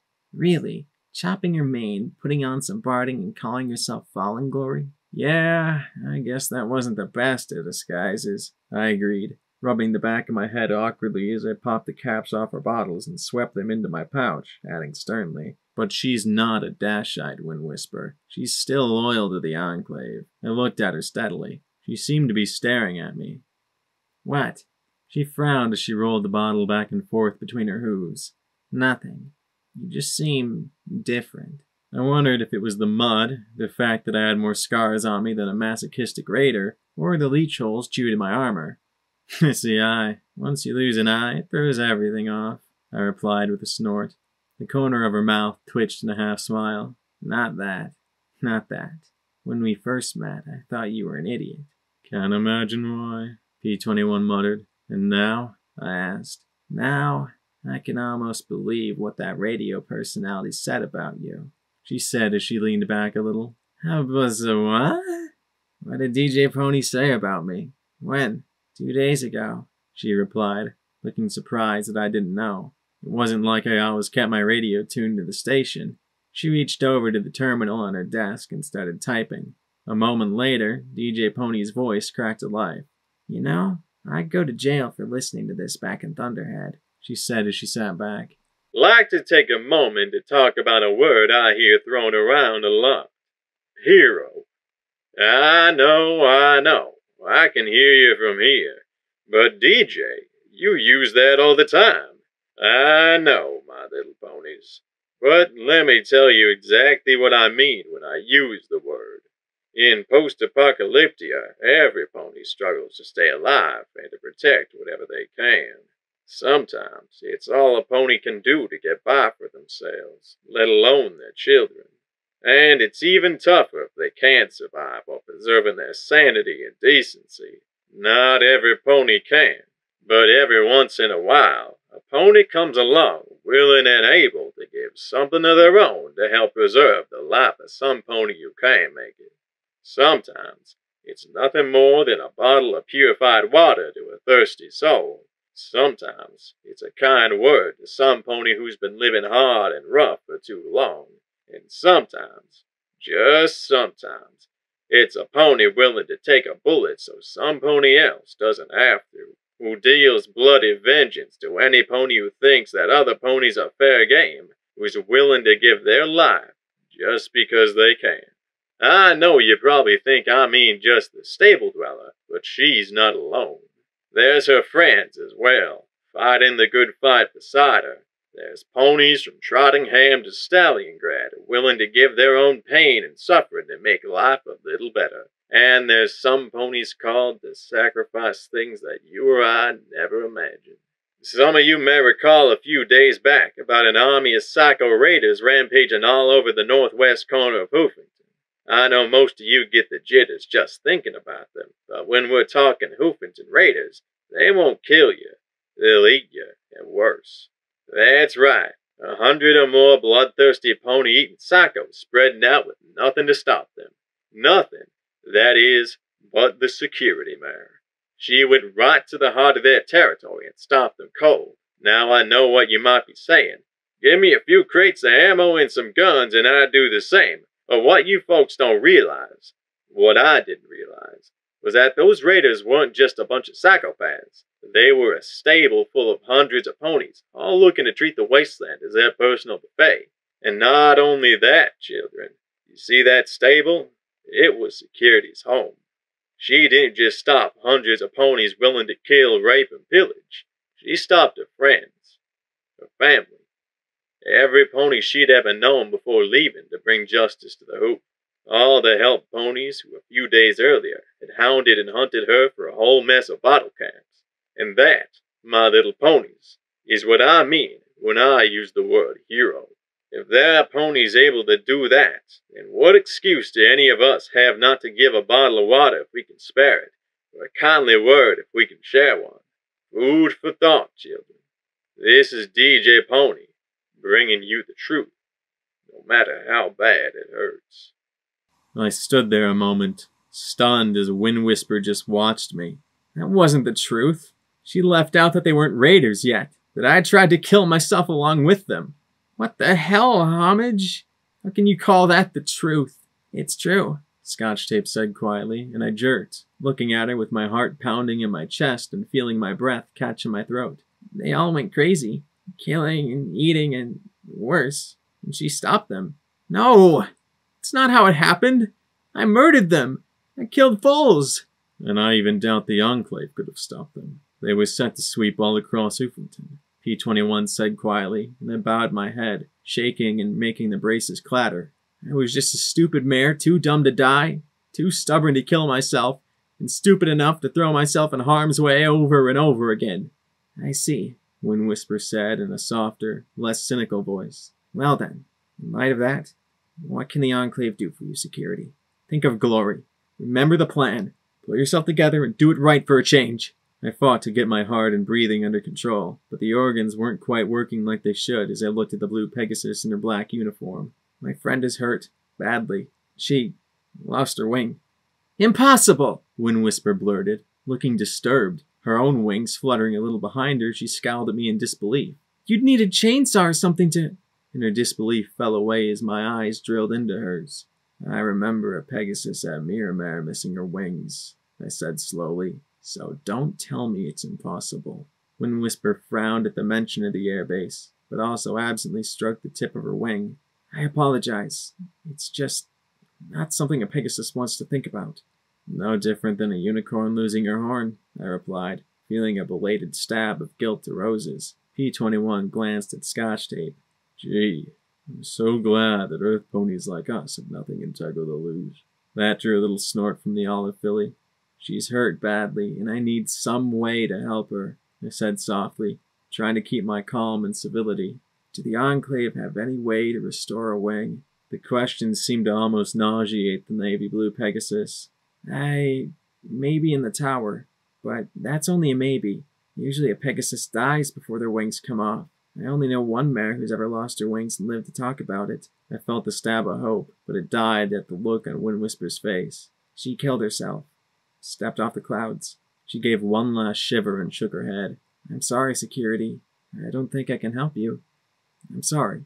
Yes, you can. My tone brooked no argument as I stared at her. I need to find a particular Pegasus.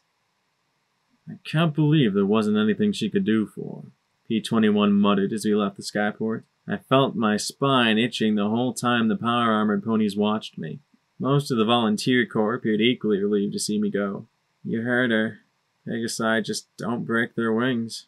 They must have used a chainsaw on that poor Miramare pony's wings.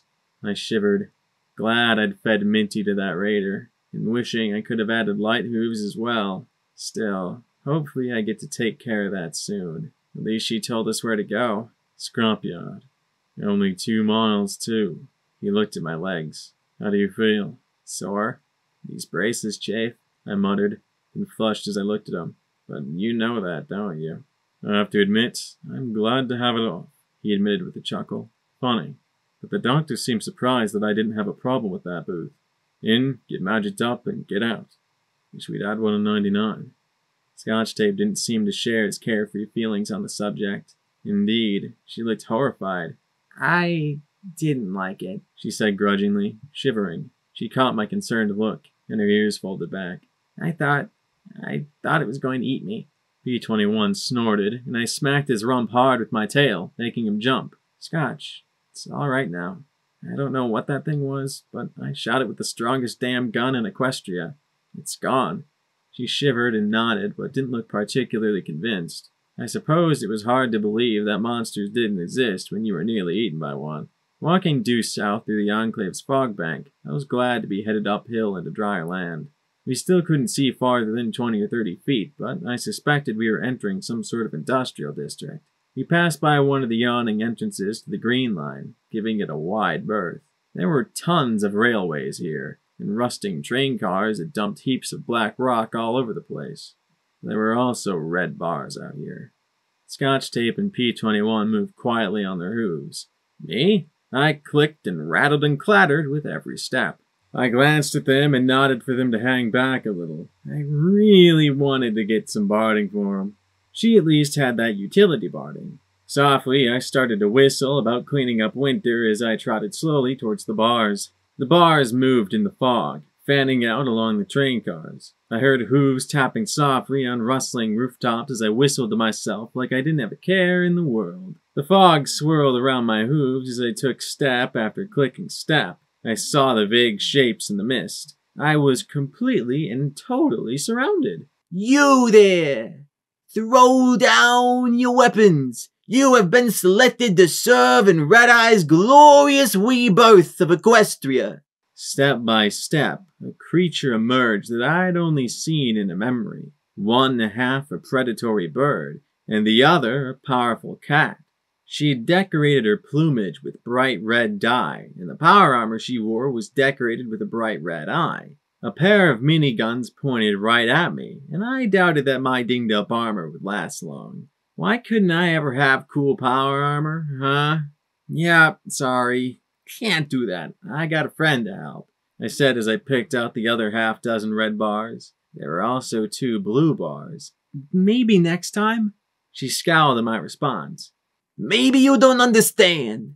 We're not giving you a choice. I looked at the griffin and then smiled. That seemed to make her even more unnerved.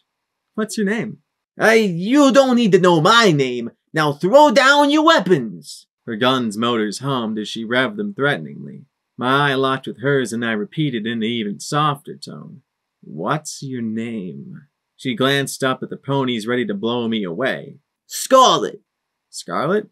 Lovely name, I said as I kept staring at her. Clearly, I wasn't following the script. Scarlet, My friend is hurt and she needs my help, and you're slowing me down. I'm the security mayor. I've killed hydras, blown up vertebucks, and put a monster pony through a rock crusher. And you are in my way. So please, go away. I glanced to the side where P-21 peeked out from under the train with persuasion gripped tight in his jaws. Unfortunately, the glance seemed to break the spell. Killer! She shouted. At that, both of us were blasted by 3 bombs set around us as her paired stream of rapid-fire death went high and wide. A heavy thump filled the air, and she barely took to the sky before the grenade launched her end over end to arc out over the train cars. The last 2 struggled to recover as I rose to my hooves and gave each a faceful of buckshot. In less than 10 seconds, this ambush was annihilated. I frowned at P-21. Is it just me, or are we getting really good at this? Well, it's not like it was hard with all of them staring at you, he said as he dug through his bags for another brick of that gray explosive. I trotted to where Scarlet was starting to pull herself out of the heap she'd landed in. You are so dead. So, she said as her blasted armor smoked. The minigun motors ground horribly as they jammed. The Griffin's red eyes went wide as I pressed my shotgun to her chin and she gulped. I am not an executioner. I just want to help my friends. You've slowed me down. I take it there are more of you at Scrapyard? I won't betray Red Eye, she stammered as she clenched her eyes shut. I could tell that she was expecting imminent death. I could hear the cards. I can respect that, I replied, pulling the gun from her head. If she was really willing to die rather than tell me, I wasn't going to be able to force anything out of her. Besides, she had already told me what I needed to know. Her eyes looked at me in shock and disbelief, then smiled. But I can't have you follow me either. 5 minutes later, we continued on our way. I'll kill you. We will have our revenge. I swear, I'll get you for this if it's the last thing I'll do. It'd taken 2 rolls of duct tape, a broom handle, a plunger, and half a dozen tubes of wonder glue, but I doubted that she'd be getting her revenge anytime soon. I know it was silly, juvenile, and an utter waste of time, but the 3 of us enjoyed a good laugh. 4 little ponies in my head joined in as the dealers sulked in the back of my mind. Okay, this might not be so easy, I muttered without a smile on my face as I stared at the village of Scrapyard. It had apparently been a junkyard even before the war, and half-ripped-apart skywagons were stacked up as ad hoc apartments next to large factory-style buildings. There had to be 20 ponies on the ground, and 3 griffins were watching from the roof of the factory. Gunfire cracked from the ponies in the thinning mist towards the open building, and it was returned with pink disintegration bolts. There were a couple of bodies and a few heaps of pink sludge, but I didn't think they were slavers. I scanned the compound with my scope and located 2 ponies guarding one of the locked-up skywagons. Jail? The ponies we'd met had said that the slavers were taking every pony they could get their hooves on. No sense in slaughter. I looked at P-21. Okay, I need a smart pony now. A smart pony would be back at the college, he muttered as he peered through his binoculars. Looks like the Enclave isn't done putting up a fight just yet. Those griffins are keeping them grounded. Probably waiting for them to run low on ammo and try to make a break for it. That skywagon's filled with prisoners, I think. And that one is probably holding the commander, judging by those runners going in and out. Oh, that was a little detail I missed. He looked at me. Do you still have that spell thingy? I have many thingies. It's sometimes hard to keep them all straight, I said as I showed him my inventory. He smiled a little. Is there a plan? That looks like a plan, I asked with a grin. He frowned back at me. There is, but you're not going to like it. And he explained it to me, drawing it out in the dirt. Forget it, I shouted, stomping my hoof on his diagram. Unless you've got an extra pip-buck on you, she has to, he said as he pointed a hoof at me. All she has to do is get it in there. I seethed at him for even suggesting this. This was bordering on following blackjack reckless. Scotch wasn't even looking very sure about it either. P-21, this is your daughter we're talking about, I said, gesturing to her with a hoof. How could he even suggest that she— What? Scotch Tape gaped at him, her eyes popping wide. Oh, crap. P21 closed his eyes and shook his head as he clenched his jaw. I could almost see the curses he suppressed. The olive filly just gaped at him, then at me. "You're my sire," he said flatly. "And that's it." P21, I began, but then he gave me his shooty look. It was better than mine. Scotch Tape stared at him in amazement, but he refused to look at her. Slowly, her eyes drooped along with her ears. "But, I mean," Scotch Tape looked at her hooves. Why didn't you tell me?" The blue buck sighed. "To avoid all this," he said as he gestured around the three of us. "And of course, Blackjack picks now of all times to bring it up." "I thought you'd forgotten," I said, feeling worse for Scotch than I had before. I mean, Mom always talked about you," she said as she stared up at him. "She said she loved you." "That's nice," he replied, glancing at her with a scowl. "I didn't love her. She could teach me what I needed to escape. She was tolerable, but she just used me, just like every mare did in 99. He sighed. "Forget it. I'll do it." "You don't have a pip buck," I reminded him.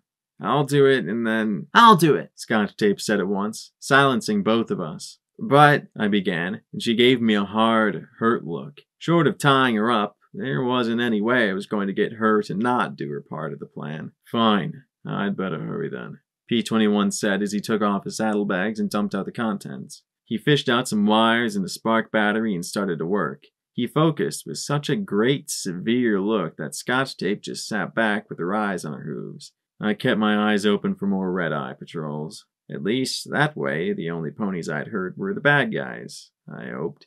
2 saddlebags later, I took position as close to the factory as I dared. I set up a notch behind a tub and a refrigerator and took sight at the ponies firing away at the Pegasi trapped within the factory. The Griffins were looking bored, and there were fewer and fewer disintegration bolts coming out those doors. I didn't think it'd be long now. Looking through the scope, I watched as a few faint hoof marks appeared in the dirt approaching the scrap skywagon that looked like it was being used as a headquarters or something. There were ponies coming and going at regular intervals, bringing out more ammo. If it wasn't a headquarters, then at least it was an important building. I had no idea how long the stealth buck lasted. Was it 5 minutes or 3? I didn't think it muted sound. It didn't matter, though. She was determined to do it. If I just kept my mouth shut about P21 being her father. Come on, Scotch. I looked at the jail. 2 of Red Eye's ponies had brought another struggling young mare with bloody flanks and tossed her inside a few minutes ago, confirming P21's theory about the building's main function. P21 was somewhere over there. I knew better than to even bother trying to look. I swept my scope back to the first building, licking my dry lips. Then the door opened, and out came a mare with an ammo box in her jaws. The door swung closed behind her, but then bumped open for just a second before closing completely. I stared at the door, feeling lightheaded. Then an orange pony bucked my brains and reminded me not to be an idiot and forget to breathe. It had been 3 minutes. It had to be. I checked my pip buck. No, 2.5. Damn it, Scotch, get out of there. Ammo Mare trotted back towards the door. She shoved it open with a hoof, just as a buck was exiting. I almost relaxed, but then I stared at the 2 just standing there, talking in the doorway. Come on, in or out, damn it, I muttered as I stared at the 2. It had to be 100 feet, and if I started the party early with the rifle... I narrowed my eye. I never tried to take a shot with my magic bullet at a range like this. Pressing my lips together, I focused like I never had before. I pressed my hooves to my temples as I dropped into sats and targeted a rear leg. I wondered if I'd already passed my stupidity quota for the day. Fuck it. The magical bullet streaked across the space between us with a sharp crack and smashed right into the rear of her leg above the hoof. I fell back against the scrap, feeling like I just got bucked upside the head and had a basket of apples tumbling out of my nose. Oh, never mind, that's blood. From the yells and screams, confusion raged at the door. No one seemed to be searching for a sniper, though. I poked my head up and peered at the ground next to the skywagon. The tin can lying on its side just seconds ago was now upright, the signal that she'd gotten clear. I looked at a Sparkle Cola bottle on top of the refrigerator. All he had to do was set it upright. Just set it upright. Something exploded in my head, and stars danced in my vision as my horn flared and went dead. I lifted a shaking hoof to my brow, checking to see if my horn was still there. I swallowed as I lay back. Apparently, that last spell had been too much for my little horn to manage. I stared at the bottle just 3 feet above me, trying to focus. The pain just built and built inside my skull while the bottle didn't budge a hair. Ah, crap. Slowly, I shifted onto my hooves, the world spinning as I moved my head. I had to set the bottle upright. Every second I wasted was a chance for Scotch's presence to be discovered. I stretched up the rusty side of the fridge and carefully fumbled for the bottle. I bumped it, fumbled with it, and knocked it off the far side of the fridge. Rover had been right. Thumbs were better. I looked around for another bottle. Hey, is some pony over there? Ah, crap. I fumbled with the rifle, trying to get the mouth grip out and my jaws in. When was the last time I cleaned this thing? My jaw struggled to keep it steady as I propped the rifle on the bathtub, steadying it with my forehooves. How the hell did Lancer do this? Then a deep, throaty roar of flame, shrapnel, and pressure erupted as the satchel charges within the command center went off. I'd thought it was a fair distance. I probably would have been too, but I'd ignored what a mare bringing ammo out meant, and there was a lot more than just bullets inside. The secondary explosion a second later rained flaming shrapnel over everything. Taurus's rifle was dropped as I jumped into the fridge, a second before the flaming skywagon rained down over scrapyard. My ears kept popping every time I opened my mouth. Then something slammed into the fridge and sent it flipping over down the slope. With a crash, I was flung flat on my face, surrounded by at least a dozen stunned and concussed ponies in a very bad mood. I rose to my hooves, staggering stiffly on the braces. Then I pointed my hoof at the lot of them. You're all under arrest! Drop your guns and weapons and lay flat on the ground! I stared as hard as I could, willing their surrender. The moment lasted for all of 3 seconds. Killer! Fine! My horn fucking hurt as it refused to drag out vigilance. Something snapped inside me. You fuckers are keeping me from glory! I screamed, and braces or not, charged right into the nearest spear-wielding pony. I didn't kick or bite her. Instead, I threw my entire body at her and bit down hard on the haft of the spear as we went down together. Her teeth were rotten brown lumps. My teeth had the benefit of modern dentistry. Twisting hard, I tore the spear from her grip, rolled the topper, and drove the tip under her jaw, putting all my weight on the haft and driving the tip out of her ear. Twisting hard, I yanked the spear free as she thrashed and screamed. No time to finish her off as I rose, barely setting myself for the charge of the next 3 ponies. The first caught the tip in her chest, my shove driving it clear into her sternum as the momentum impaled her on the shaft. Then I was the pony slammed off my hooves by 2 earth pony mares far better suited for fights like this. I bounced across the field as more ponies came around to pony pile on security. My mouth burned as my teeth clenched down on a smoking piece of skywagon and slashed it across one mare's face while my horn failed over and over again to do something as simple as draw a pistol. The mare yelled as her partner jumped on my back, driving my rump to my hocks as she stabbed at my shoulders with a carving knife. The plates kept the edge at bay as her head jerked again and again. I threw the scrap at the mare before me, rolling and thrashing wildly. Either she'd gotten lucky, or I just impaled myself with that roll. Either way, my left shoulder burned horribly as I knocked her free. I twisted my head, barely caught the handle with my teeth, and pulled it free. Oh, now I was bleeding too. Well, no time to worry about that now. I fell atop the tossed mare, ramming the carving knife into her windpipe and tearing as hard and as brutally as I could. Something arterial split, and hot blood spurted across my face. I grinned despite myself as I felt my own blood running down under my barding. They were getting the message. Unfortunately, it was the wrong one. Shoot her! Some pony yelled, and from the shotguns and rifles being lifted, they were happy to do so. I screamed around my clenched teeth as I staggered at the face-cut mare, throwing my hooves around her and jamming the knife into her shoulder. I wasn't trying to kill her. Yet. I twisted as hard as I could to put her between me and her compatriots as they opened fire. She screamed. There might have been a stop involved as I fought to keep her upright.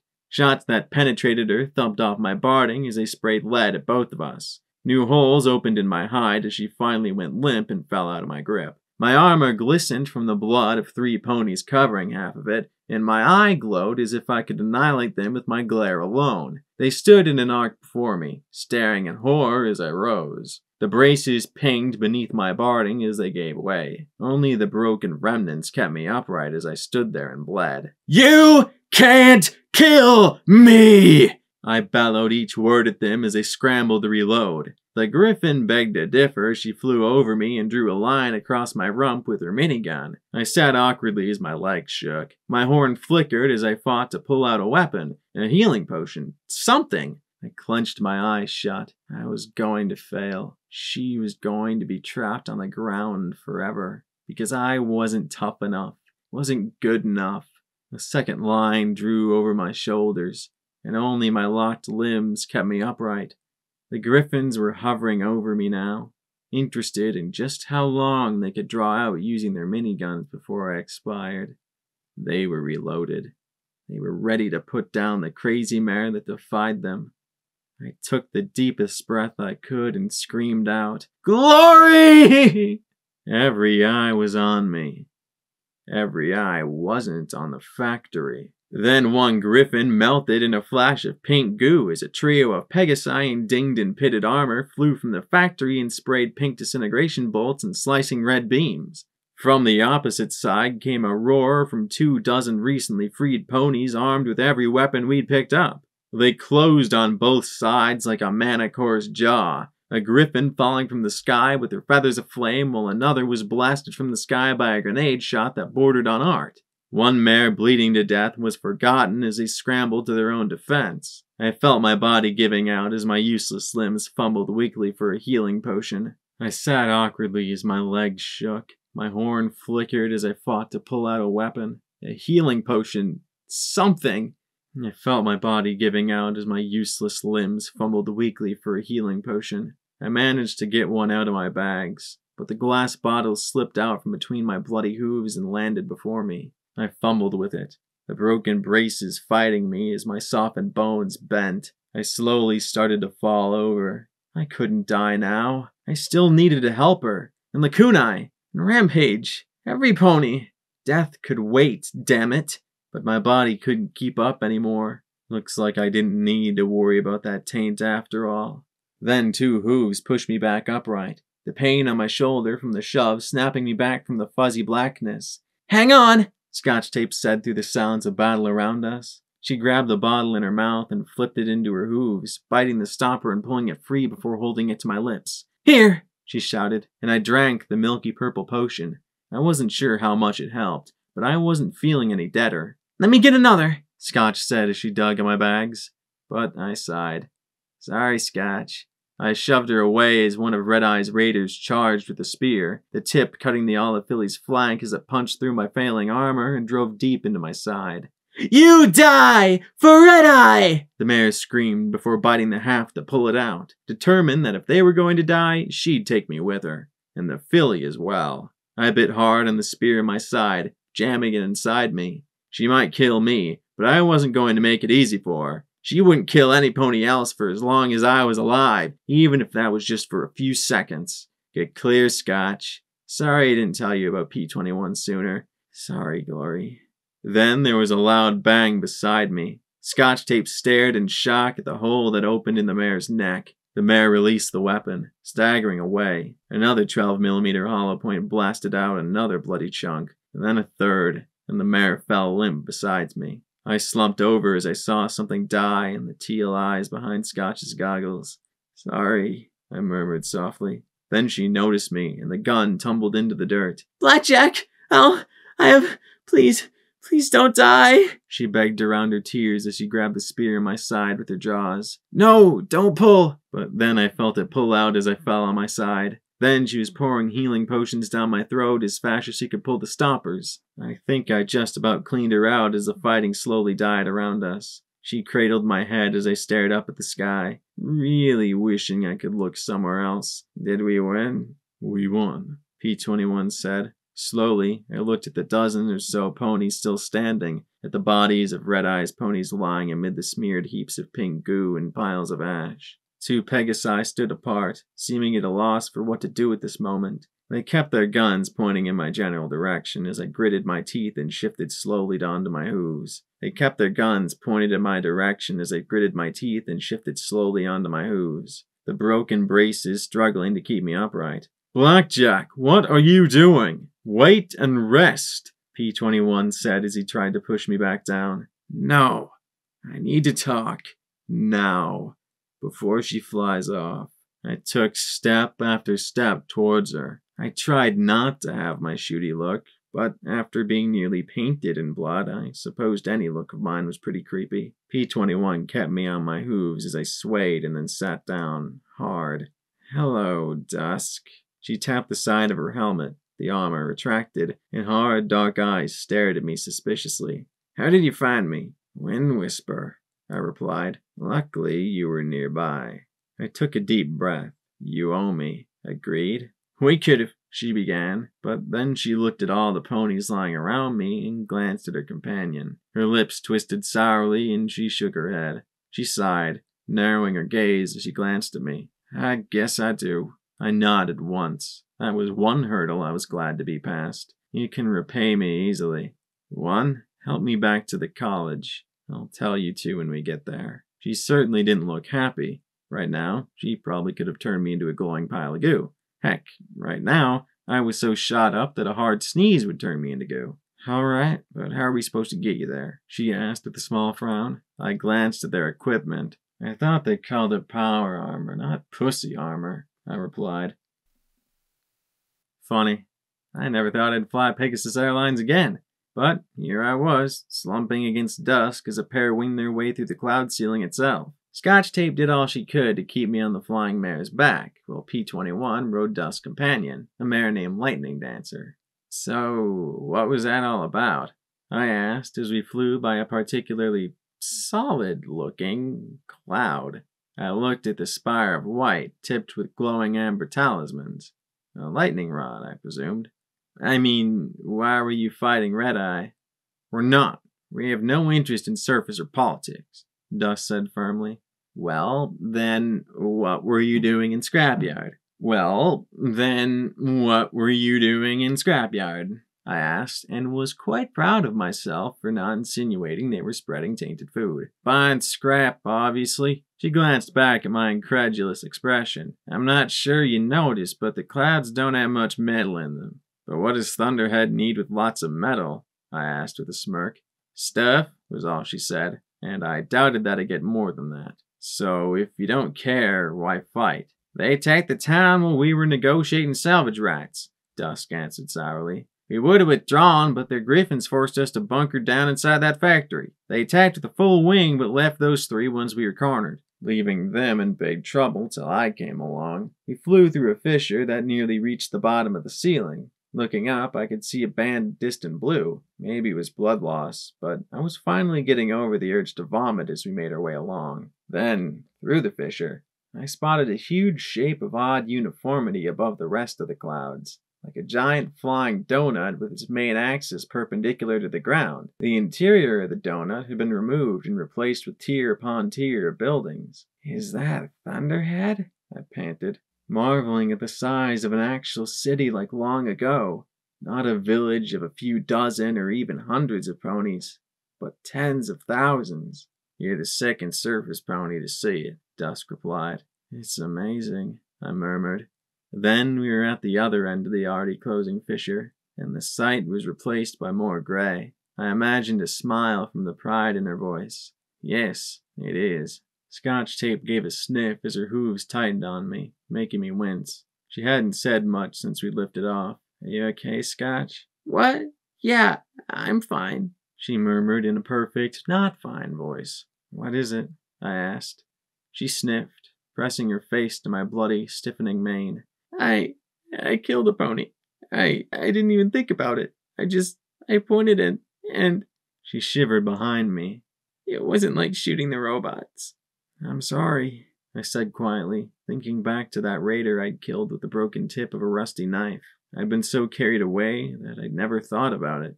I know it hurts, I said softly, reaching to pat her with my floppy hoof. It'll always hurt. It never gets any easier. That's not true, Dusk replied evenly. I really wished I could have smacked the Pegasus without falling a long way to my death. Once you've killed enough ponies, it's easy. Point, pull the trigger, and dead, she said quietly, and for a minute I thought that she decided to stay silent for the rest of the trip. She did, after saying quietly, "You kill enough ponies, and you can kill any pony." I slowly opened my eyes, looking at an oddly familiar filthy ceiling. "This is the afterlife? I'm not impressed," I murmured, trying to shake chlorine dreams. Slowly, I started to rise, and then my body gave out and I fell back against the gray sheets. The windows were dark. Night, or close to it. It'd been a busy day, and I wasn't even halfway done. I must have passed out on the flight back. Slowly, I rolled onto my belly and looked back. The bullet holes were gone, only Leo's scar remaining. I still felt off and sore, but whether that was from taint or injury, I couldn't tell. I suspected I really owed the collegiate, and I also doubted that they were healing me out of the kindness of their hearts.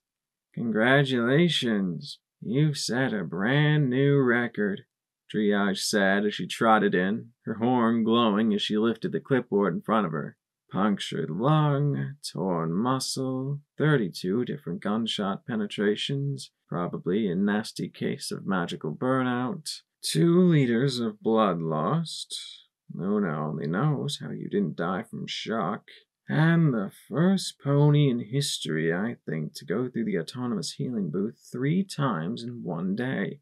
She adjusted her glasses. "You know what this means, don't you?" "Huh?" I muttered as I looked over at her, unlit cigarette dangling from her mouth as she looked dully at the clipboard. "Well, if you ask me, the scientific conclusion is inescapable," she said as she smiled at me. Suddenly, the glowing clipboard swung through the air to smack me upside the head. "You are not bulletproof!" she shouted, smacking me with each word. "If you can't do this heroic shit without getting holes shot in you, then you need to quit and retire." She pointed the clipboard at my nose. "If you're so set to die, then do it somewhere nice and quiet." "What does it matter if I'm dead from taint in a year anyway?" I shouted back at her, anger providing a wonderful stimulant. "It matters because every half-wit with half a brain hears all about your noble sacrifices, and the next thing you know, they're getting shot, stabbed, and gutted, and killed by ponies who have spent their entire lives preying on the helpless. And I'm the one who has to put their bodies back together. Even when they're rotting, drugged, or undead, I still have to put them back together again," she said as she jabbed her cigarette in my face. "It's crazy ponies like you who make my job difficult." I just stared at her. "What? You'd prefer if I'd let ponies die and get enslaved?" "Of course not," she said with every bit as much contempt as I felt for her. "I'd rather ponies stop relying on heroes like you and the stable dweller and save the wasteland themselves. Because every time that DJ starts to gush about how brave and wonderful you are, eventually, inevitably, you die. Or worse, you become just as bad as the ponies you're fighting. Ever hear of the Iron Mare? About Strider, Ranger Steelhooves, Big Daddy? Each one a hero till they broke down, gave in, or gave up. One day, the glorious stable dweller and security mare will fail too. It's a fact of the wasteland," she said as she glared down at me. "Any idiot with a gun can kill for a cause, and get shot up for their trouble. How about an idiot who builds a school, or runs a clinic, or makes machines work? Oh, no heroism for them. They're just the poor schmucks who should be grateful for the brave hero till heroing gets too tough." "If you think it's so easy, you do it," I countered. "I don't think it's easy. I think it's stupid. You can get shot 10 ways to Celeste today, but how does it make the wasteland any better?" She pointed a hoof. "Your Pegasus friend is still critically depressed. That Alicorn thing is catatonic. That filly is probably traumatized for life. You can't fix that with bullets." "Glory!" I rolled and scrambled out of bed and cried out as my legs buckled beneath me. There was a Pegasus in power armor," I gasped as I tried to lift myself to my hooves. They buckled again and I sprawled on my side. I need I have to talk to her. I broke off in a cry of pain as my limb bent at a right angle and I rolled onto my back, feeling the rubbery limb slowly straighten. Stop! Triage said sharply as she wrapped my hoof in her magic and tugged it. Why do you do this? What masochistic messianic morality makes you try and walk when you can't? Why do you have to do this? She demanded as my limbs slowly straightened. Because I have to. Because I owe her, I said as I sat there, eyes closed. I hurt her. I was stupid and selfish and I got her hurt. I cost her her wing. Enervation rot took her wing. And unless she's a foal, getting hurt is part of life. So why are you doing this? Triage asked, looking at me with a ghost of concern in her eyes. Because I love her, I shouted. I took a slow, shaky breath. I never loved any pony but myself. Never. But she's always been there with me, even when it cost her her cutie mark, even when it cost her her family and career. I've been beaten and battered and broken almost daily since I left the stable, and she's always trying to keep me going, to help me in my stupid fucking quest, I said as I lifted my pip buck and slapped the screen with my other hoof. I went limp and sighed, staring at that ceiling like it was a soiled sky. EC1101 is meaningless to her, but she still believes in me enough to help me crawl along no matter how much it hurts her. And I have to help her. I have to help all my friends. I'm tired of ponies getting hurt just for helping me. I clenched my eyes shut as I started to shake, and nothing was stopping it this time. She shouldn't get hurt for me. I'm not worth it. Triage stood there with a half-lidded mask of an expression before she took a deep breath and let it out slowly in a sigh. Wow. 200 years ago, I could have written a paper on your particular brand of crazy. She turned and her horn glowed as she steered in a wheelchair. Well, your Pegasus friends have been waiting for you and making every pony really nervous. So the sooner they're dealt with, the better. They haven't been causing trouble, have they? I asked with a worried frown. No, but it's no secret that if you want healing, you come to us or the Enclave. Folks are thinking they're here to trash the place or something. Makes every pony wonder, you know. She lifted me into the wheelchair and made me promise not to throw myself out of it this time. Is your horn working again? I looked at the chair and concentrated, then winced as magic sparks shot from the tip of my horn. Ow! I tapped it with a limp limb. I think I broke it. Just burnout. It happens. Next time, don't push so hard. Next time, don't push so hard. Triage waved down one of the nurses. The Pegasi outside. Could you escort them up here? The nurse glanced at me, sitting there looking like I'd been thrown down a few flights of stairs, and I gave her a smile. Can you take me to Glory's room? Time to do this. She's been completely non-responsive, Triage said quietly as her magic pushed the wheelchair. Did every pony in the wasteland have stronger telekinesis than me? She won't eat. All she's asked is for us to leave her alone. She's badly hurt, I said as she pushed me to the door. Well, if she doesn't recover soon, we'll have to toss her out. Triage caught my glare and returned it. Wasteland. Limited space. We fixed her flesh. Mind and soul, that's outside my specialty. So I hope you can help her. You do? I asked, a little sarcastic. For some reason, cynical healers are really aggravating. She arched her brows coolly. Just because I don't appreciate cheap heroism doesn't mean I don't want to help ponies. I can't help her. I hope you can. I just dropped my gaze, chewing on my lower lip. Dusk and Lightning Dancer appeared in the hall, approaching with wary steps. Dusk's dark eyes stayed locked on mine while Dancer's citrine ones looked around a bit more curiously. So, what's the second favor? Let's get this over with. I just nodded towards Glory's room. I need you to help your sister. Her pupils constricted as she jerked away from me. Go fuck yourself. Damn the promise. I launched myself from the chair and tackled her as the wheelchair went clattering down the hall behind me, throwing my hooves around her neck, I counted myself lucky she sat down hard as I slumped before, staring into her eyes. "Listen!" I hissed in her face, glaring like I could vaporize it with rage alone. "I don't give a fuck about enclave politics or tradition, or your own fucked up issues with pride or honor, or whatever you Pegasi call it. Gloria's in there, and she needs your help." "If she wanted my help, she shouldn't have become a dashite," Dusk yelled in my face. I kicked her as hard as I could, which was honestly pretty pathetic as my limb bent under the blow. "She lost her wing," I shouted back, and that statement shocked her far more than my physical assault. "She got injured, and the innervation rotted it right off her body." "So here's what you're going to do," I growled as I pointed to the closed door. "You are going in there. You are going to talk to her. You are going to smile. You are going to make her happy. I don't care what you have to say, how you have to lie, or what you have to do. You are going to find some way to make her want to live," I said as I clenched my jaw, tears running down one cheek. "Because I can't." Dusk closed her eyes. "You don't understand. If any pony found out she's alive, Wind Whisperer already knows. She doesn't care."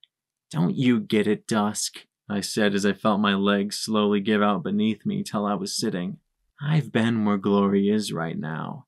It almost killed me. It would have if I hadn't forgotten about the gun's safety. And the only thing that snapped me out of it was someone giving me something, anything, to live for." I bowed my head shamefully. "I can't do it. I'm the one who hurt her. That's all I do. And she needs to live." I took a deep breath and stared into her eyes once more. "You're going to do this. And do you know why?" "Why?" she asked, so stunned that the anger and attitude were momentarily abandoned. "Because she's your sister, you love her, and you're a good pony," I said, trying to convince myself as much as her that it was true. "You're her older sister. You have to help her." Dusk finally relaxed with an angry sigh. "Fine. I'll try." Then she jabbed my chest with a hoof. "But after this, we're even, no matter what happens. Got it? Just help her. You're the only one who can," I said as I finally crumpled. This was it. This was all I could do. With a sharp glare at me, Dusk opened the door to her room and stepped inside. "Hey, Featherbrain," Dusk said before closing the door behind her with her scorpion tail. I bent over as all the stress and strain of the day poured out of me. When had my life turned into near daily dramatic trauma? "You okay?" Lightning Dancer asked as she returned with my wheelchair. She used her scorpion tail to scoop me up and help me take a seat. She gave me a casual, easy-going sort of smile. Her citrine eyes and brilliant orange mane contrasted with her stark black power armor. I rubbed my face with my hooves and sighed. I haven't been okay in a long time. I used to be okay. Heck, I used to be happy. Then I started thinking, and it's been all downhill from there. What can you do?" she said with a shrug, nudging the wheelchair. "So, you gonna just hang out here? 'Cause if I know those two, they'll be at it for a while. Dusk and Morning never could fly in formation together." "No, I sighed and laid my head back, looking at the ceiling. "Yeah, I need to see Lakunai. I don't have a clue how I'm going to help her." "The big purple pony? She's down the hall, I think," she said as she hooked her tail on the frame and trotted towards the far side of the building. "If you don't mind my saying so, you're not like most Enclave I've met," I said with a little smile. "Oh, you mean the serious, devoted lightning rod up the rump attitude?" She glanced back at me and grinned. "Yeah, they were fresh out of rectal rods when it came to me. Cost me some advancement, but Dusk's more hardcore about that anyway. Who needs the stress?" I stared at her for a moment. I'd almost forgotten what carefree looked like. I envy you." Her brows arched in surprise, and I explained. "You just seem happy. I used to be like that, but now everything's gotten weird." "You and Dusk," the yellow mare chuckled. "Well, don't worry about it. Dusk is always a hard ass, especially when it comes to dashites. The only time she actually unwinds is in bed. Usually takes a good licking, too." I blinked and flushed a little. "You and her?" Glory had mentioned something about being like her sister. Dancer just grinned. Huh. Is this really going to cause problems for the rest of her family? The yellow Pegasus arched a brow, and I elaborated. I mean, Glory being alive and branded. Oh, that? I told Dust to let it go. But of course, she just couldn't. She rubbed her chin in thought. I suppose it's a big deal because of what happened with her mother. Her mother? I blinked in shock. What about her mother? Oh, her mom, Dawn, went dashite 10 years ago, she said calmly. Then she noticed me gaping in amazement. Lightning Dancer cocked her head in confusion. Hasn't Morning Glory told you about it? No, she hasn't, I said quietly, glancing at the closed door. No yelling, no shooting. I hope that was a good sign. She told me about her father, but, well, it was one hell of a scandal. It started when Thunderhead was attacked by Fiend Fire. He's the only dragon who actually managed to damage the city. During the fight, both her dad and the dragon fell to the surface. He was found by a surfacer Pegasus. She came back with him. Oh, but that wasn't a load of bad wind. You mean her mom was an Enclave? Nope. She seemed amused by my surprise. What? It happens. Sometimes dashites have foals, or you'll get a throwback or something. Most of them last long enough to fly up and get hit by a lightning rod. She gave a shrug. For the best. This place has so many diseases and mutagens. Well, I had to get 24 shots just to come down here, and I'll have to be in quarantine for a month before they let me back up top. But he brought her back and threw all his weight around to bend the rules. Once medical cleared her, they got married. The Dragon Slayer and the Surface Mare, she said with a sigh and shake of her head. But she went dashite? I asked. Dancer nodded, looking a little uncomfortable. Why? Well, Dawn was always funny. I mean, she never really fit in with Thunderhead society. She was always talking about how much we could help and telling stories about the surface. Some pony actually took a shot at her at a speech she made at the university. Finally, some pony planted a bomb in their home. Didn't kill anyone, thank goodness. But soon after that, she went back down. Huge disgrace for her family. She looked over at the closed door with a worried frown. Hit Dust the hardest, I think, being the eldest. We were both finishing school when her mom left. Council Buck's wife going dashite. It was pretty bad for her family for a while. And Morning Glory? I asked as we reached the room. The kunai stood still as a statue in the corner. She was hurt more than angry. I mean, she was just a filly. And suddenly her mom was gone and every pony was calling her dad a traitor. I think she believed in her mom. And Dust didn't. And what happened to her mom? It's a big wasteland. Who knows? Lightning Dancer said as she looked at the kunai closely. So, this is an alicorn, huh? Never seen them around the hoof before. She hovered in front of her, frowning. Then she wagged her head back and forth. She said, her tongue flopping back and forth as she rolled her eyes. Then she followed it up with 3 more goofy faces before her citrine eyes widened. Whoa, she is so out of it. Out of it. I frowned up at Lacunai. Maybe that's what happened to her. Lightning Dancer looked at me. This is a unicorn thing, isn't it? Something like that, I muttered, wondering just how I was supposed to do this. Can you boost me up? I need to touch horns with her. It was a shot in the dark, but it was the only thing I could think of. Isn't that unicorn foreplay? She grinned as her tail wrapped around my waist and lifted me up on her back. Her wings lifted to keep me steady as I stretched up and touched my horn to the kunai's. I had no idea if my horn would even work in the middle of burnout, and looking into her empty eyes didn't build confidence. Nothing. Come on, the kunai. I know you're in there. I tried to concentrate, but there wasn't even a flicker from my horn. There had to be something. Some way to make a connection. Something that linked us. Then it came to me. I closed my eyes as her horns touched and began to hum. It'd only been 2 days ago, but it seemed like forever. Softly, I hummed the notes she'd played in Star House.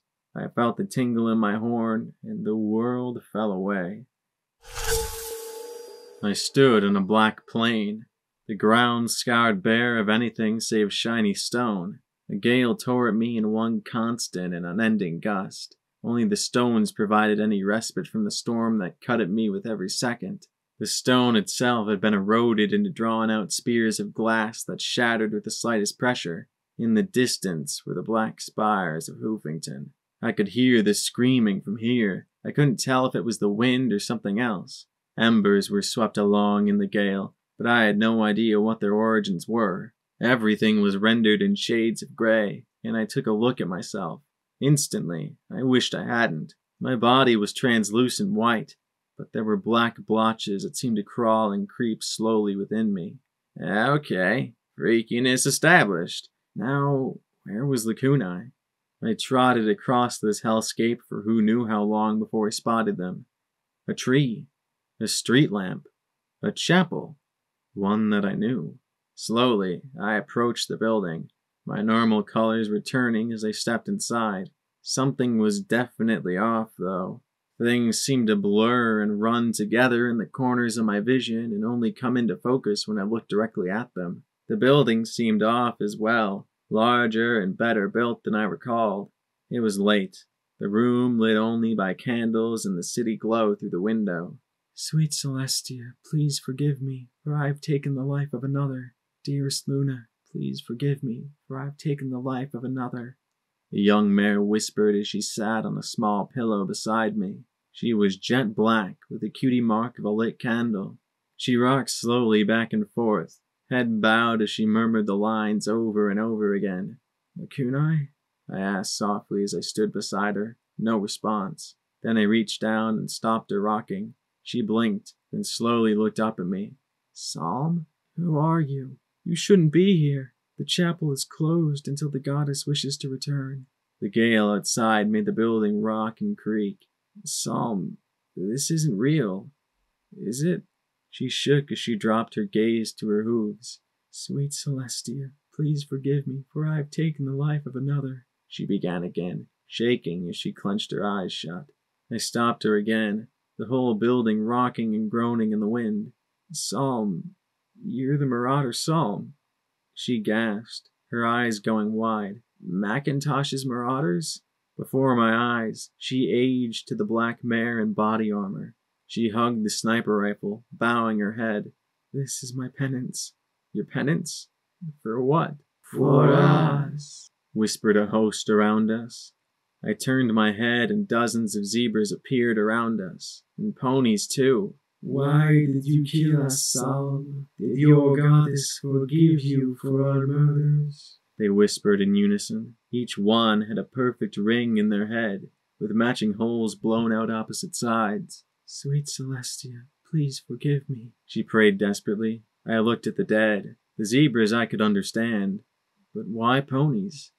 Why young ponies? "Psalm, what did you do?" I asked softly. "She took the shot, pulled the trigger, ended our lives. She deserves to go to hell. Eternal punishment, not forgiveness." "No!" Psalm cried out as she hugged the rifle tighter. "The goddess forgave me. The goddess took me in unity. The goddess cut you off, unworthy, blood-soaked hooves," wailed the host. "You killed my family. You killed my children. You killed me," shrieked the undead host around her as the building continued to creak and shake like it was about to come apart. I stared at Psalm. Doof had been a rapist. Vanity had worked for Golden Blood. What had happened to Psalm after the Marauders split up? Slowly I knelt, reaching out to hold her. "Psalm, I know what it's like to do the wrong thing. I know what it's like to kill, because it's all you can do, because you have no choice," I said softly. "She had a choice," roared the slain. "She chose to pull the trigger. Forgive me, or I..." she stammered softly. "I do," I said quietly. "I forgive you." I pulled the plug. I pushed the button. I knew what it was like to damn myself. For all I knew, Psalm was a monster worse than Dave's. But right now, she needed my forgiveness. After all, there was no way she could forgive herself. The room around me turned into glowing yellow embers and whooshed inside me. For a moment, standing on that tortured plane, I knew exactly how much forgiveness she needed. I'd killed 40 with the push of one button, and 400 with the push of another. Psalm had been one hell of a sniper. She'd killed one by one. I looked at the remaining 2 structures, smelling chlorine and thinking about headshots. Slowly, I approached the second, the streetlight. Some pony stood beneath it, and as I approached, I heard the strange city sounds building. Slowly, the mare came into focus. Her blue hide was a perfect match to P-21's, but her mane was pale blue-white. She wore a gauzy dress of faintly discolored white lace that drew more attention to her intimate bits than concealed them. And there was shame, empty shame in her soft lavender eyes as she looked at me with a hollow smile. Hey, want to see a trick? 20 bits. As I stared at her, her smile trembled at the edges. 15? I was completely baffled. Who are you? The question was a knife through her. I'm, Trixie, 'cause I can do, tricks. I know the look she was trying for was sultry, but delivered pathetic. 12 bits? Please? Trixie? Who the hey was Trixie? I opened my mouth, reconsidered, then forced a smile. Sure. I never saw a unicorn look so relieved to earn so little. I'd found that many bits just sorting through the trash. Thanks. I'm really good, so maybe you might, pay more? If I am, I mean. Somehow, it didn't seem to register that I didn't have any way I might be keeping money on me. Either she couldn't tell in this memory, projection, or maybe she was just really bad at this. She led me to a nearby motel just down the street. Rent's due, Trixie, the sour lemon buck said without looking up from his television. Better fuck a gold mine out of her. I wanted to shoot him right then and there for the shame on her face, but she didn't say a word. No comeback comment, nothing. From the shame in her eyes, it was clear she was hoping to get a gold mine out of me, so to speak. The dingy little room had a musky smell to it, and the sole bulb painted everything in amber. Still, there were posters on the wall, aged and delicate things, showing a mare on a stage, while bold letters declared, "Behold, the great and powerful Trixie." There were pictures of her animating a rope, of summoning a swirling lightning cloud. I looked away from the posters to ask about them. She was trying to do a striptease, and was so bad at it I hadn't even noticed. So, what do you want to see? She said as she climbed onto the bed. I didn't want to have sex with her. I wanted to hug her, but a hug would kill her. Still, I went through the motions with her. It wasn't good. This wasn't good.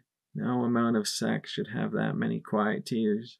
When we finally gave up and lay there together, she stared at my chest. I stroked her mane. It needed a good washing. So, again, baby? She added as she dared to meet my eye. I killed her with a look. My expression crumpled her like a tin can as she shook. I'm sorry, she whispered. All I could be was kind as Trixie clung to me in that filthy room surrounded by walls of failed dreams. If things had been different.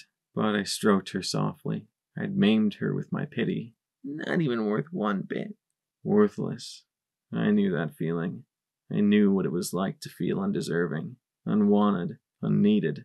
To think my life amounted to just a legacy of murder and death. I cuddled with the strange mare, wondering who she was. How was she in this nightmare of Lacunai's? I touched my horn to hers. I don't think you're worthless, I whispered in her ear, kissing her softly. I wanted to take her away from here, protect her, prove her wrong and find out about that mare in the pictures. But I was 200 years too late. The room dissolved in a cloud of blue sparks, and I was left on that wind-scoured stone. As they disappeared inside me, I felt the slow decay of a mare's life, failure after failure, till all that was left was turning tricks in a dirty motel room. I wondered what had happened to Trixie. Had she died in that place when the bombs fell? No, she must have survived long enough for unity, somehow. How else could she have been inside the kunai? I had self-loathing and self-worthlessness coiled inside me. I looked at the tree with trepidation. What was the kunai? A toxic angst dump? As I approached the tree, I saw it wasn't just a tree, but some kind of building. I ran my eyes over the sign out front. Ponyville Library? And the weirdness just keeps on coming, I said as I took a deep breath and slowly pushed the door open. I would have loved to have seen something bright and clean. Really. But the library looked as if it had been ransacked. Dozens of books lay in disarray, some piled in heaps, others scattered and ripped. Spike? Is that you? A mare called from the stairs as she walked down with slow, unsteady steps. The middle-aged mare levitated a bottle of wine beside her as her purple eyes narrowed, then relaxed. Oh, good. Twilight Sparkle? Gray shot through her mane in premature aging, and wrinkles were forming creases in her face. She looked tired and drunk. If you're here to check out a book, I'm afraid you're out of luck. EC 102, the book review. All books are to be reviewed for appropriateness to the conduct and well-being of Equestria. If you're here to check out a book, I'm afraid you're out of luck. EC 102, the book review. All books are to be reviewed for appropriateness to the conduct and well-being of Equestria. She scowled at the empty shelves and dirty piles. I used to love this place, she said with a scowl before taking a drink from the bottle. I approached cautiously. You're Twilight Sparkle. The one and only, she said with a bitter twist of her lips, spreading her hooves wide. Or a piece of her. The garbage that doesn't matter, she said as she waved the bottle around the building. Nice endo-psycho-illusory projection, huh? I wonder what all this represents. Huh? The loss of my friends? My hypocrisy? She saw me staring blankly and sighed. Figures. First pony I get to talk to. She's a moron. Okay, that stung, but still, getting pissed at a projection wouldn't help. Hypocrisy? She scowled at me. Oh, don't be stupid. I was the biggest hypocrite in Equestria. She pointed at a picture of herself hanging askew on the wall. Read! Only it's kinda hard when I stood by and did nothing to stop Rarity's image from sucking every remotely seditious phrase from the shells of Equestria. She sighed and took a long pull off the bottle and stared down at the sloshing contents. For 10 years, I did everything I could try to help ponies. Luna, fucking Equestria. Every pony except the 5 ponies who really needed it. She took another drink and grimaced. I'm glad I never actually drank this swill. Okay, this was approaching critical levels of huh. What do you mean? You mean you know you're not, well, real? I'm part of a mare who was, and all of this is a reflection of that part. That's all I am. The worst parts, she said with a twisted little smile, then shook the bottle at me. Twilight never drank. She should have, but she didn't. No, she just condemned her friend who was consumed by addiction. Covered for, lied for, let every pony manipulate her, but she didn't drink herself. She set the bottle on the stairs. The other parts, I didn't seem to know, I said as I trotted towards her. How are you here? It's called poetic justice, she said with a snide little laugh. I'm getting everything I deserve. See, when I failed again and again to win the war for Luna, I got a little bit desperate. We were close to hitting the 1,000,000 mark for pony casualties. Fuck only knows how many zebras we'd slaughtered. Then True Blood came to tell me about a highly classified project. Chimera? She blinked and smiled. You know about it? Huh, I didn't know about it. Golden Blood had shit going on that I couldn't imagine. It was crude and unfinished, but the second I read it, I had the idea. An army of alicorns. Unstoppable. I'd finally accomplished something. I perfected the impelled metamorphosis potion from Chimera's crude mutagenic gunk. Her eyes peered at me. I can see you've already had a dose yourself. What? I said as I looked at myself, then at her. You call it taint, she said as she slumped on the stairs. So even my crowning achievement is a grotesque failure. I frowned at the naked self-pity before me. This wasn't Twilight Sparkle. This was a part of her. The worst part. She looked up at the dirty ceiling. I found a mare I knew I could manipulate into taking it. See? I'm so much better than Rarity. I trick mares into being my test subjects rather than use criminals. I located Trixie, who just barely clawed her life back together, and gave her an offer she couldn't refuse. Power, glory, fame. I might have thought I was helping her. Really, I was just the final nail in her coffin. I thought of the blue mare I'd laid with and couldn't argue. A mare in that state? So, what happened? Bombs fell. Every pony died, she said with a shrug. More specifically, they fell right in the middle of the test. But good news, my potion worked.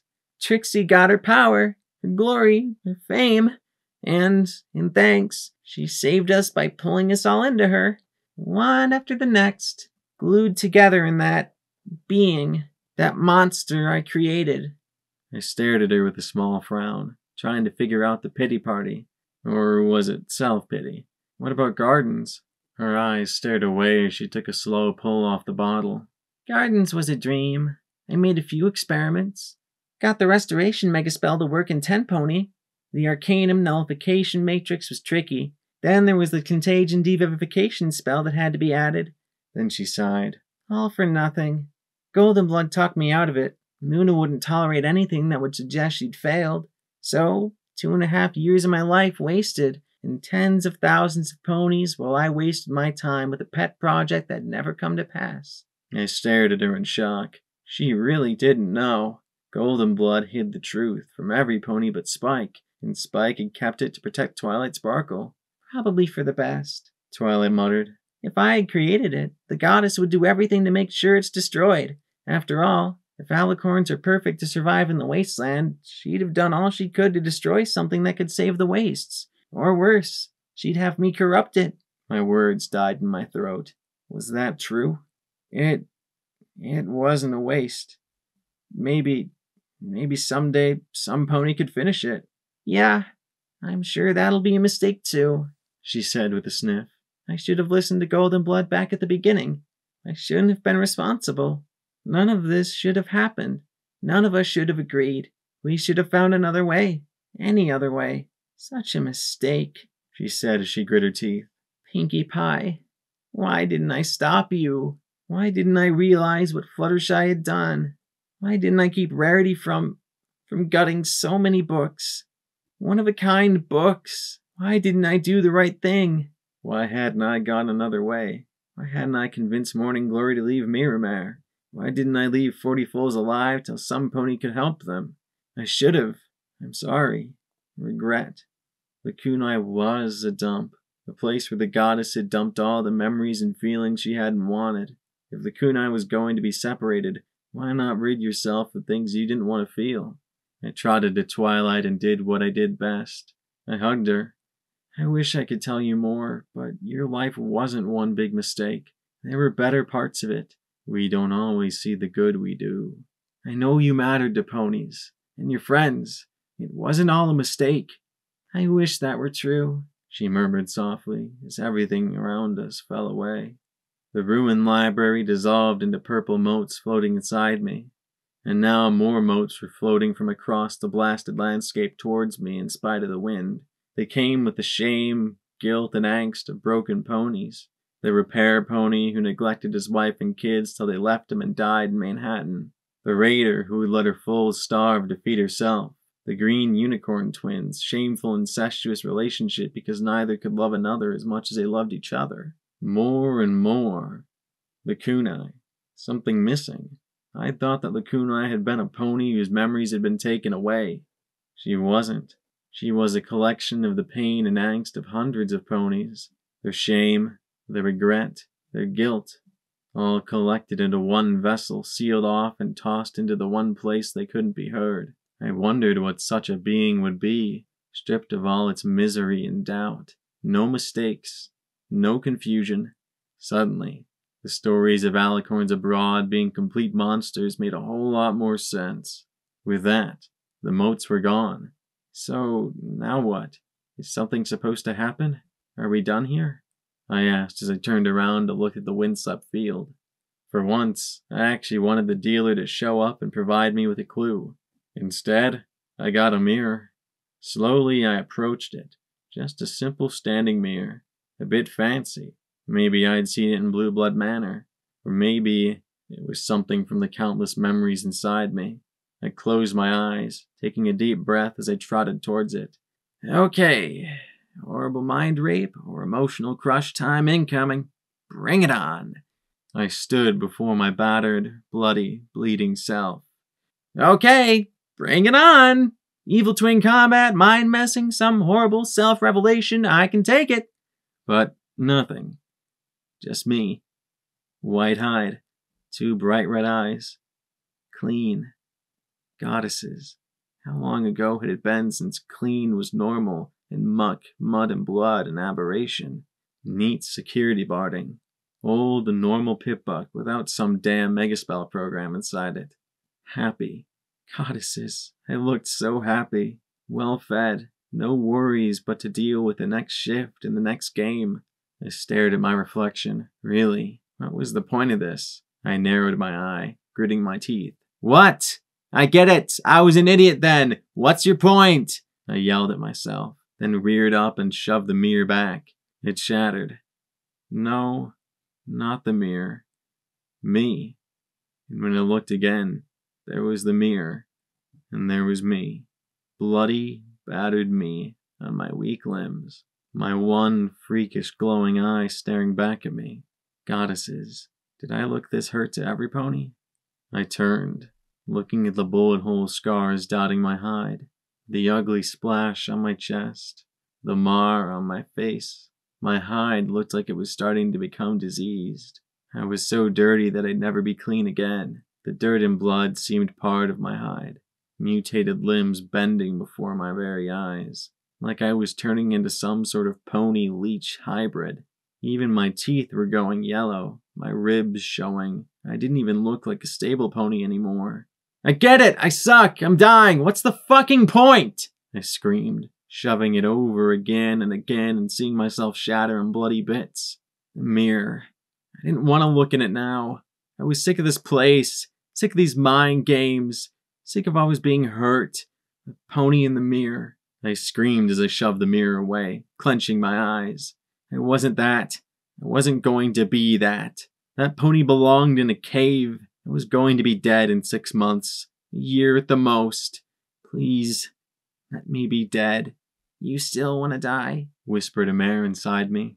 It sounded like Trixie. I closed my eye, lifting my head as I fought the despair inside me. Even after Gardens, even after finding out about Marigold, I didn't want to live if it meant turning into that thing. I was becoming a monster. A bloody, brutalized, beaten monster.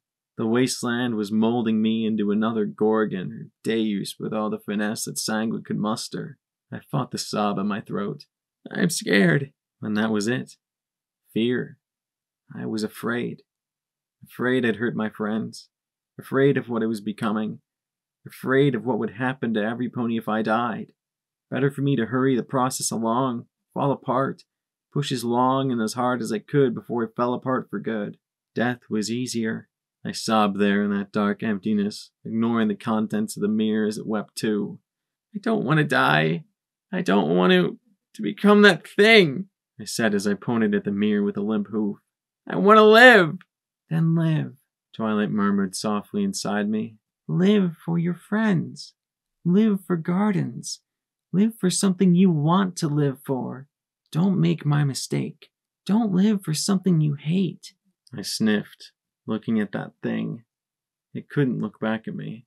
And what if... There was silence for a moment. Then Psalm said quietly, That's what friends are for. I sat there a moment, blubbering like an idiot. The fact was that I was going to inevitably die young looked back at me. Twilight's taint was slowly and inevitably transforming me into something monstrous. I'm sorry, I whispered to that thing in the mirror, to those mares inside me. There's no shame in fear. The shame is letting your fear control you. You have to keep faith, even when you're afraid. You gotta giggle at the ghosties, even when laughing's the last thing you want to do. Don't let being afraid stop you from being awesome. Don't let your fear turn you mean and hateful. Be honest with yourself. Well, I never changed nothing. Ante up. I finally looked at that thing that was once a happy and healthy mare and sighed. I'm going to be dead soon. Or I'm going to be a monster. And then I smiled a little. Well, guess I better make the time count. Now, how do I get out of Lacunae? Just ask, the mare replied. complete and whole within me. I heard the soft hum, my own humming, and I hummed along with myself. Maybe I was doomed. I was afraid, but I wouldn't let fear destroy me. I had too much to do. I gazed into Lacuna's eyes as I focused on my own. She blinked, then looked down at Lightning Dancer holding me up. "Ah," she said delicately. "I assume there have been developments?" "You could say that," I said, and the yellow mare nodded and deftly placed me back in the wheelchair. "Thank you, Lacuna," I said as I settled back, looking up at her with a soft smile. "That last bit, with the mirror, that was you, wasn't it?" "It only seemed right. You pulled me out of the dark and put me back together again." Virtue isn't something inherent. The goddess and countless ponies within had shoved their flaws and weaknesses into the equivalent of a closet and created a mare who was gentle and kind, who had learned from her mistakes, who was better for them. You couldn't have empathy if you anesthetized yourself to the pain of others. "You get a horn and suddenly everything's all magical and mystical," Lightning Dancer said with a teasing grin, looking at Lacuna curiously. Clearly, any pony with wings was an okay pony to a Pegasus. "Yup, it's a great, mysterious world for us hornheads," I replied with a grin. Lacuna lifted me easily with her horn, adjusting me in the seat. I had to admit I felt a bit foolish being lifted around like that. "Well, if you're done, I'll go wait for Dusk. She's probably going to need some cloudberry wine and a good cry after all this is done," she said with a smile and a roll of her eyes. "The tougher the mare, the bigger the softy inside." Deus must have been stuffed down with fluff then. She trotted off back towards Glory's room. "That is a very interesting mare," the kunai said softly. "Ponies keep surprising me," I agreed with a smile. Then I looked up at her. "I need to find P21 and Scotch. And Rampage. Push me? My horn isn't really working right now." I frowned, screwing up my face. There was a sparkle from the tip, then a zap like the blowing of a light bulb. I rolled my eye, looking at the char barely visible on the tip of my horn. "Yup, still not working," I pouted. "Stupid little defective horn." Ugh. It took a bit of time to find them in the School of Literature. One classroom had been converted into a kitchen. The fare was distinctly basic, but beggars couldn't be choosers. Most of the eggheads sat around with books, talking about their ideas, problems, and plans.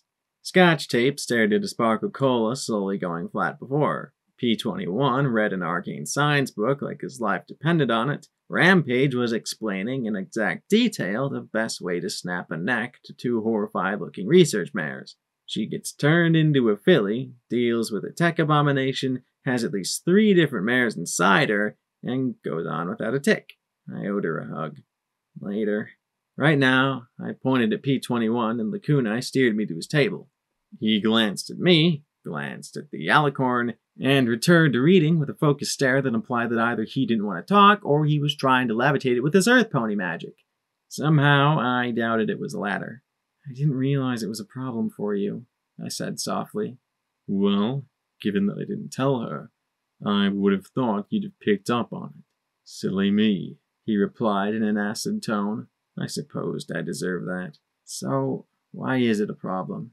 He finally looked at me. "Blackjack, what does the word father mean to you?" I hadn't exactly thought about that. "Well, when a buck and a mare love each other very much," I said lamely, but he clearly wasn't in the mood for jokes. Definitely in a grumpy pony mood. I don't know. I never really thought about it. Textbook told us they helped mares care for foals back before the incident, and that we didn't need them anymore with the breeding cues. "Well, to me, it means sperm donor," he replied flatly. "I still don't see the problem," I said. He clearly fought to repress what he wanted to say. Then he said in low, even tones, "Scotch Tape now thinks of me as family, as her father." He sighed and closed his eyes and he sat back. Her mother always went on and on about us being a family once we were out of the stable, living together, having more children, love. He sighed and rubbed his face. All I wanted was to escape. Now she expects me to be a father to her. I doubt she even knows what that means either. "Maybe not," I replied softly, "but here's what I do know. Over the last month, that filly has lost more than you or I. She's lost her home, her mother, and today she lost her innocence. Now maybe she does have expectations of you that aren't fair, but you are twice her age, and she needs all the help she can get. We're all she has in the world. You don't understand, he hissed, clenching his eyes shut as he rubbed his face. I can't be her father. I just can't.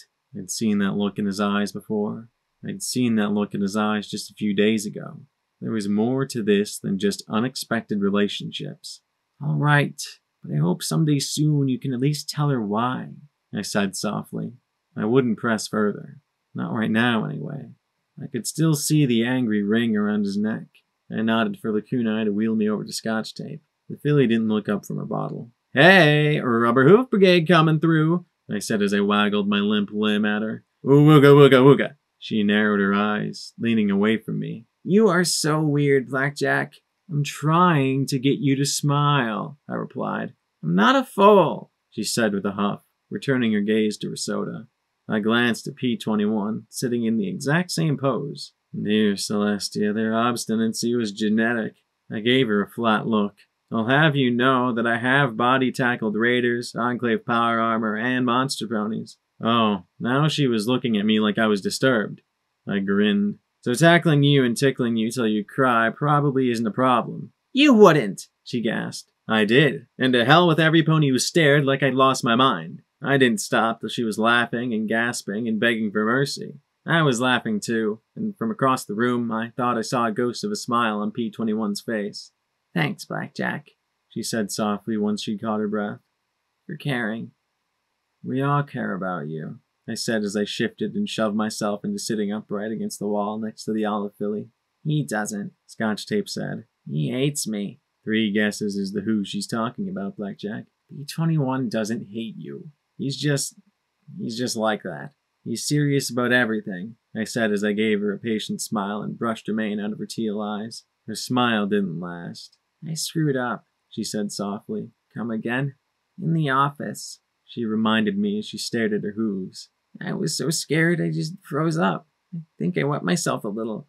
Well, it was dangerous. If it hadn't been for my clattery leg braces, I'd have done it myself. Not that, she said softly, pressing her limbs together. I saw it. The monster from the tunnels. She drew a trembling breath. There was a heap of scrap in there. Just a pile of junk. But I knew it was going to come alive. It was going to eat me. Eat us all. I would have stayed there till I reappeared if some mare hadn't brushed against me. I nearly got caught anyway. She shook, and I put a leg across her shoulders. I see it all the time. I hear it in the walls. She pointed at a sparkle cola machine in the corner. I think it's in there, and any second it's going to pop out and eat us all. Scotch, it's gone. I shot it with the strongest gun in Equestria. It's not coming back, I said, but I saw she wasn't convinced. Triage trotted in and immediately approached me, 4 new leg braces floating beside her. I broke into a wide grin. Finally! I am so tired of being pushed around like an old gray mare. Oh no, old gray mares are much better patients than you. Speaking of which, the professor wants to make sure that you speak with her before you run off again. Funny, she didn't seem like she was very happy about that. My mane was starting to prickle. All right, just let me check on Glory first. I'm afraid that wasn't a request, a buck said from the doorway. The unicorn levitated a bow and arrow, the black arrowhead inset with a talisman. Looming behind him was a massive sentry bot with a white crab painted on the front. A zebra mare bearing a scorpion cutie mark. Were they still called cutie marks on zebras? And carrying a rifle, the spitting image of lancers skulked on his left. And a white Pegasus mare with 2 needles on her battle saddle stood to his right. The buck with the arrow glared right at me. Professor Zodiac will see you now. Footnote. Level up. New perk. Made of Stubbornium. You just don't know when to up and die.